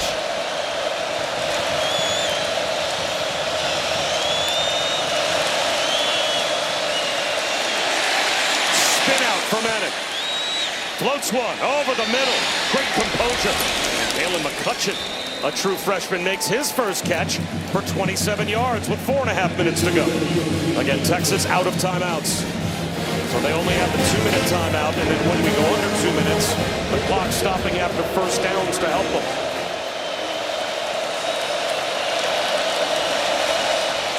Arch Manning. This time, again across his body. DeAndre Moore. Inside the 10. Close to the goal line. Brought down at the 1. Texas has to hurry. Hey, this is something that Arch has struggled with. Throwing the football with accuracy, moving to his left on the run. That's twice now that he has looked really good getting out of the pocket, throwing on the move and throwing some darts again. He's growing up right in front of our eyes. Wisner, short of the goal line, and that will cost them time. 3:40 to go and the clock rolling. Well, Texas has to get lined up. Arch Manning looking over to the sideline. They're not substituting. That does allow them to go quickly.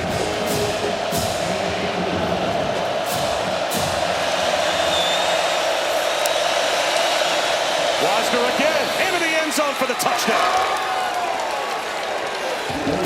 3:20 to go. They're going to play to make this an 8-point game again, to try and keep the game alive by only kicking the extra point here and not going for 2 yet. It's a heck of a drive by Texas. That's big-time playmaking ability by Arch Manning. Keeping plays alive, keeping his eyes down the field. He's been getting hit and harassed relentlessly all day long. And his receivers still running hard, working to get open.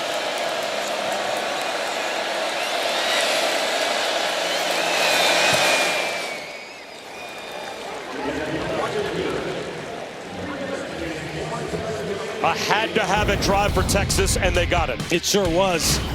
And again, it all starts with the quarterback.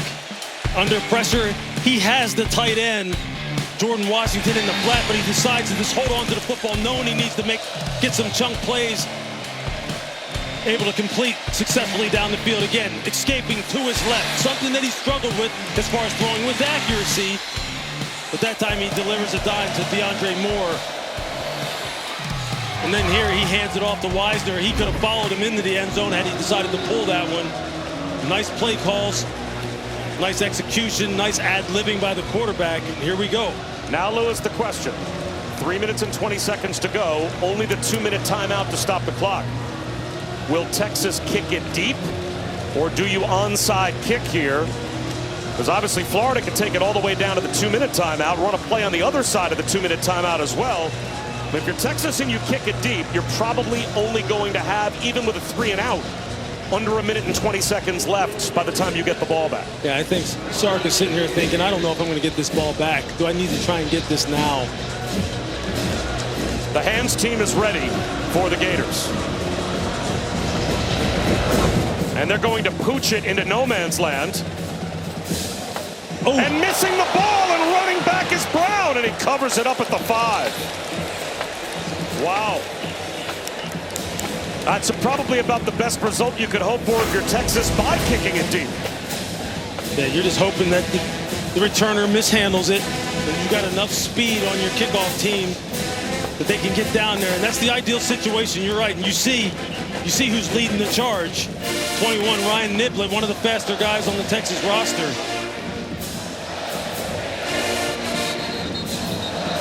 That ball bounces funny ways, man. Now it's about trying to get this ball out. All those things you practice in individual drills and team drills as a defense, trying to punch the football out. You got to create something here. And if you're Florida, it's 2 hands on the ball. Clean operations. This is the detail part of the game. Lagway off play action, flips it in the right flat. That's a big play. Tony Livingston. Very close to a first down. He's got 9 yards. That's great ball handling by DJ Lagway. Look like he puts the ball out there, shows it to the defense, and then just pulls it. Nice, easy pass. It's the ball handling. It's the footwork by Lagway. That's what sells the defense. All you need is a first down here for Florida, and you basically end the game. And now Texas jumps and gives them that first down.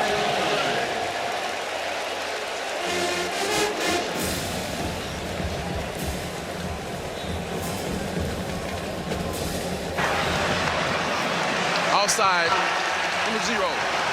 Contact on the offensive player, 5-yard penalty, first down.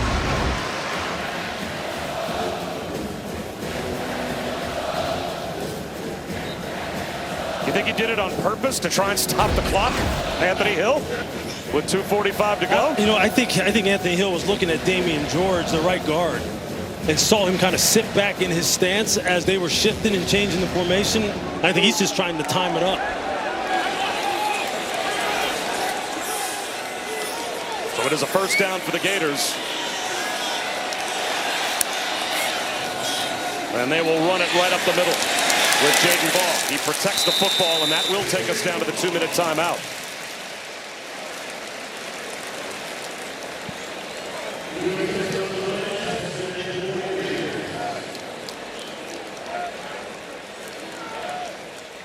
Arch Manning's going to need a miracle. His team has to get a stop to have any hope to at least even force a punt when we come back.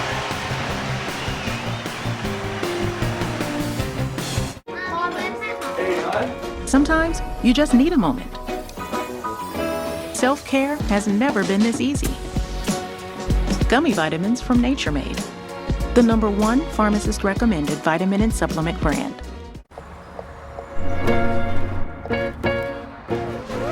You gesture, the world responds.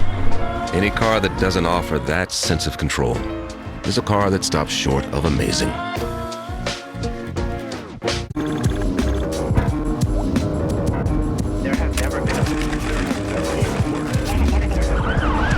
There has never been a worse time.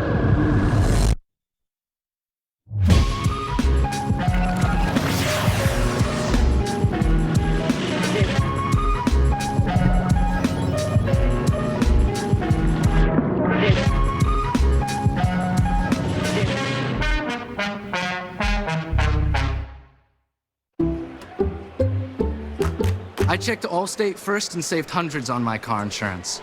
Unfortunately, I didn't check if I unlatched Bevo's gate while taking a selfie. Bevo, no! Come back! Checking Allstate first was really smart. Not checking Bevo's gate, though, not smart. Well, at least I checked Allstate first and saved hundreds. Hook 'em.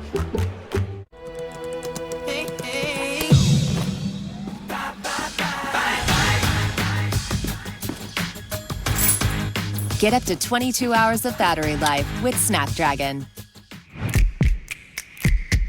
At IHG Hotels and Resorts, you can explore the neighborhood or live like a local. Unplug for the day or plunge into a long weekend. With IHG's 20 hotel brands, you can guest how you guest. Don't mind Kevin. He's on week 4 of his DoorDash streaks. This week he's got the delicious Arby's beef and cheddar.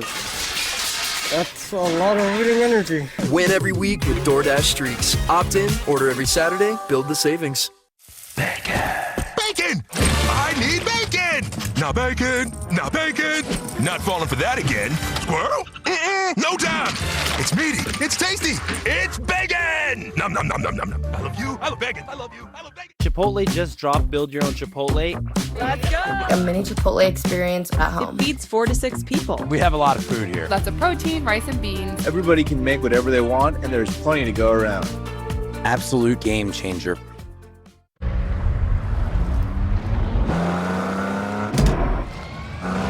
We put it through the worst, so you get its best. Nissan, #1 in new vehicle quality. SEC all day on ABC.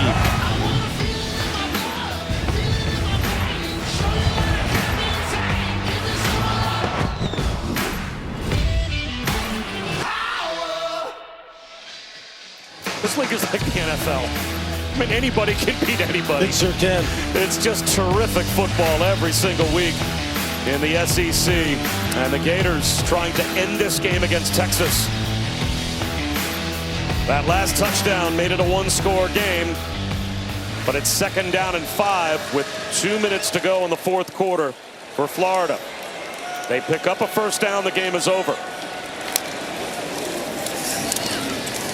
They won't get it here. Now the Longhorns are out of timeouts. And the 40-second play clock begins. If Texas can get a stop on 3rd down, roughly about 30 seconds to go or so in the game, they could get the ball back.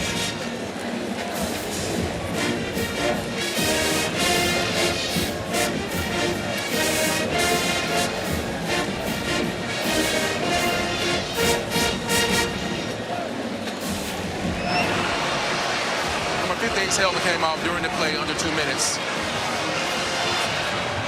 Now a player lost a helmet on the field under 2 minutes to go. A timeout has been called Florida's now. using a timeout to avoid a 10-second runoff. 1:53 on the game clock, please. 1:53 on the game clock. Florida is using a timeout here to avoid the 10-second runoff, and that gives more time to Texas. And it's 3rd down. I wonder what Billy Napier is thinking here. I don't understand any of that. Yeah, and I think it was Austin Barber, the left tackle. You saw him hit the ground, and he was kind of like reaching for his face. You see him there on the sideline now, putting his helmet back on. But yeah, look, time is something that is not on Texas' side. You don't want to preserve it for them. Well, they just did. Yeah, I know. That's what I'm saying. That's why I said I don't know if this doesn't make a whole lot of sense. It'll be interesting to see what Billy Napier's thinking is here. Unless he feels like he's just so confident he's just going to pick up this 3rd down here and seal the game that way. He wants to talk it over maybe and come up with the right call and say, hey, look, we want to preserve our field position. We think we're just going to end this game right here. And I don't know. That's an interesting one. That's an interesting one. That'll be something I'm sure he'll be asked about. I mean, a 10-second runoff at this point helps Florida. Absolutely. Doesn't hurt them. Absolutely.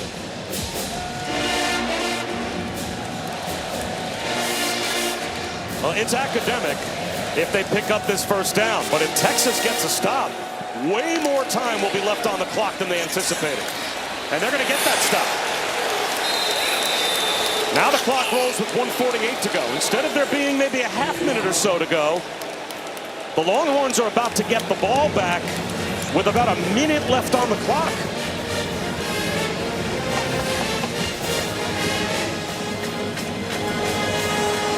I would think Billy Napier would let the clock wind down as far as he possibly can and then use another timeout before the punt.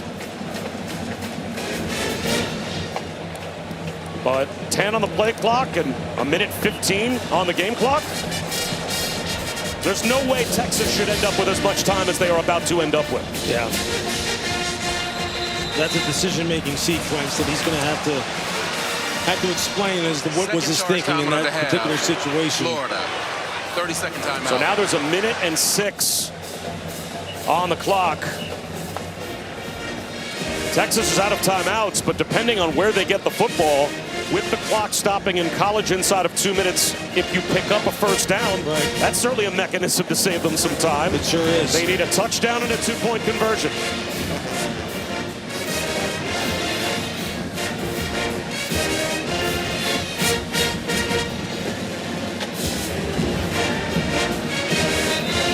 And this special teams play becomes enormous as well. I was about to say, it's a crucial sequence of plays. If you're Texas, now you're thinking here, do you want to play for a return or do you want to go for the block? You don't want to go for the block and get an unnecessary roughing.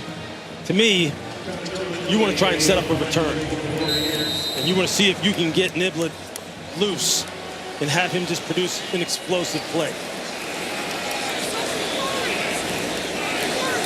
Tommy Dolman. They're playing for the return. It's a wobbly punt away. It takes a Florida bounce, and this costs time for Texas as well, as it goes out of bounds at the Longhorns' 31-yard line. Still 54 seconds on the clock for Arch Manning now, who's getting an opportunity. When he was over on the sideline a few moments ago, I can't imagine he ever believed he would get. So now, if you're Ron Roberts, the defensive coordinator for Florida, you got to balance trying to make sure that you continue to hit Arch and make him uncomfortable with making sure you don't have the ball thrown over your head and you give up a cheap one, and somehow, some way, Texas ties this game up. And if you're Arch, you're going, this is what I was brought here for. This is why I signed up. And they all talked about it. You sign up for big games like this when you come to Texas. Let's see what the young man has.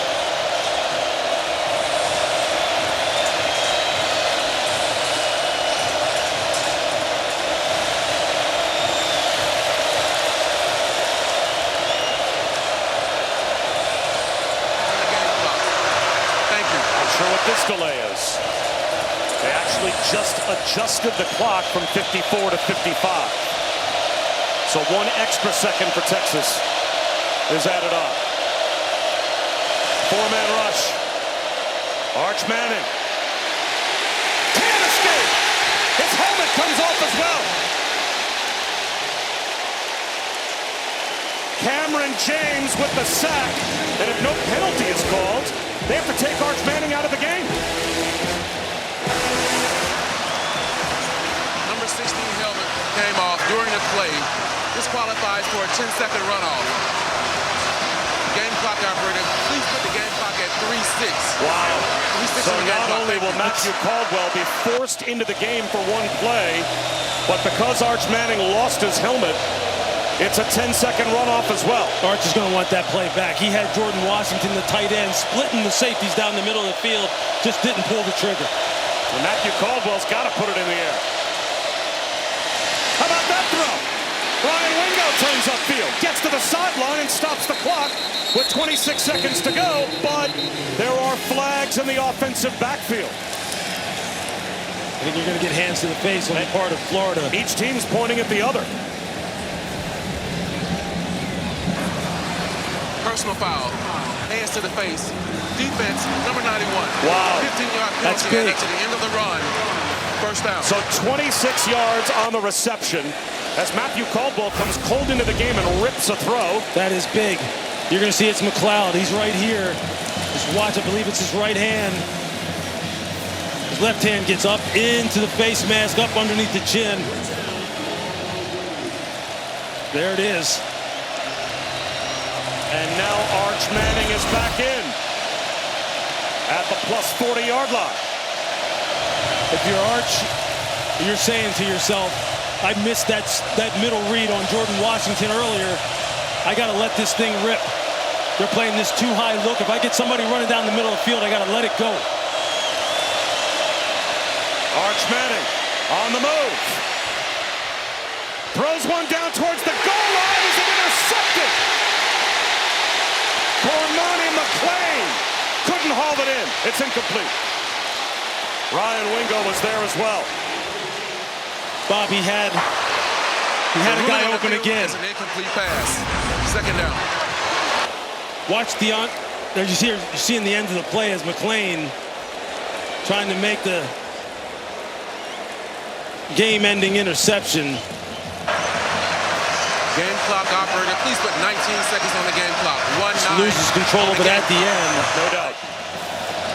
So 19 seconds to go. As Texas still does have a pulse. He had DeAndre Moore in the middle of the field. Again, if Florida's going to keep playing this split safety looks, Arch has to look for someone streaking down the middle of the field and let it go. It's been there twice now. Let's see if he can get it. Arch Manning tries to keep the play alive by shoveling a ball forward. They'll say he's down. George Gums gets the sack, and the clock's going to run out. They're out of timeouts. They've got receivers all the way down the field. I don't know they're going to get another snap. It goes to 0. He tries to spike it. The clock's at all zeros.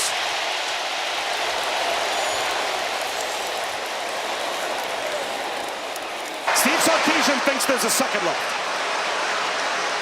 The previous play is under video review to see if there was any time left on the clock prior to the offense clocking the ball.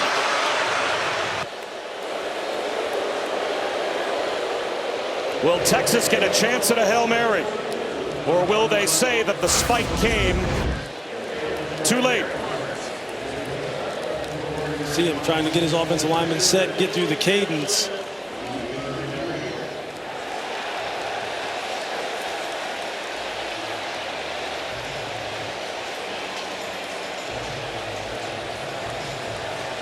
And Jerry McGinn, I thought the rule was if the clock's rolling and there's 2 seconds or less on the clock, you can't spike the ball, right? Doesn't there have to be at least 3 seconds on the clock to even attempt a spike play? That's if the clock After is review, starting. the ball was still in the quarterback's hands with 0 seconds on the clock. By rule, the game is over. There it is. The game is over. So Florida celebrates a win over a top 10 team. And a valiant effort from Arch Manning, Lewis. Well, this is a heartbreaking loss. So many expectations for Texas. But you kind of like some of the things that Arch Manning showed you, especially in the second half. He's made of the right stuff. This is Florida's day.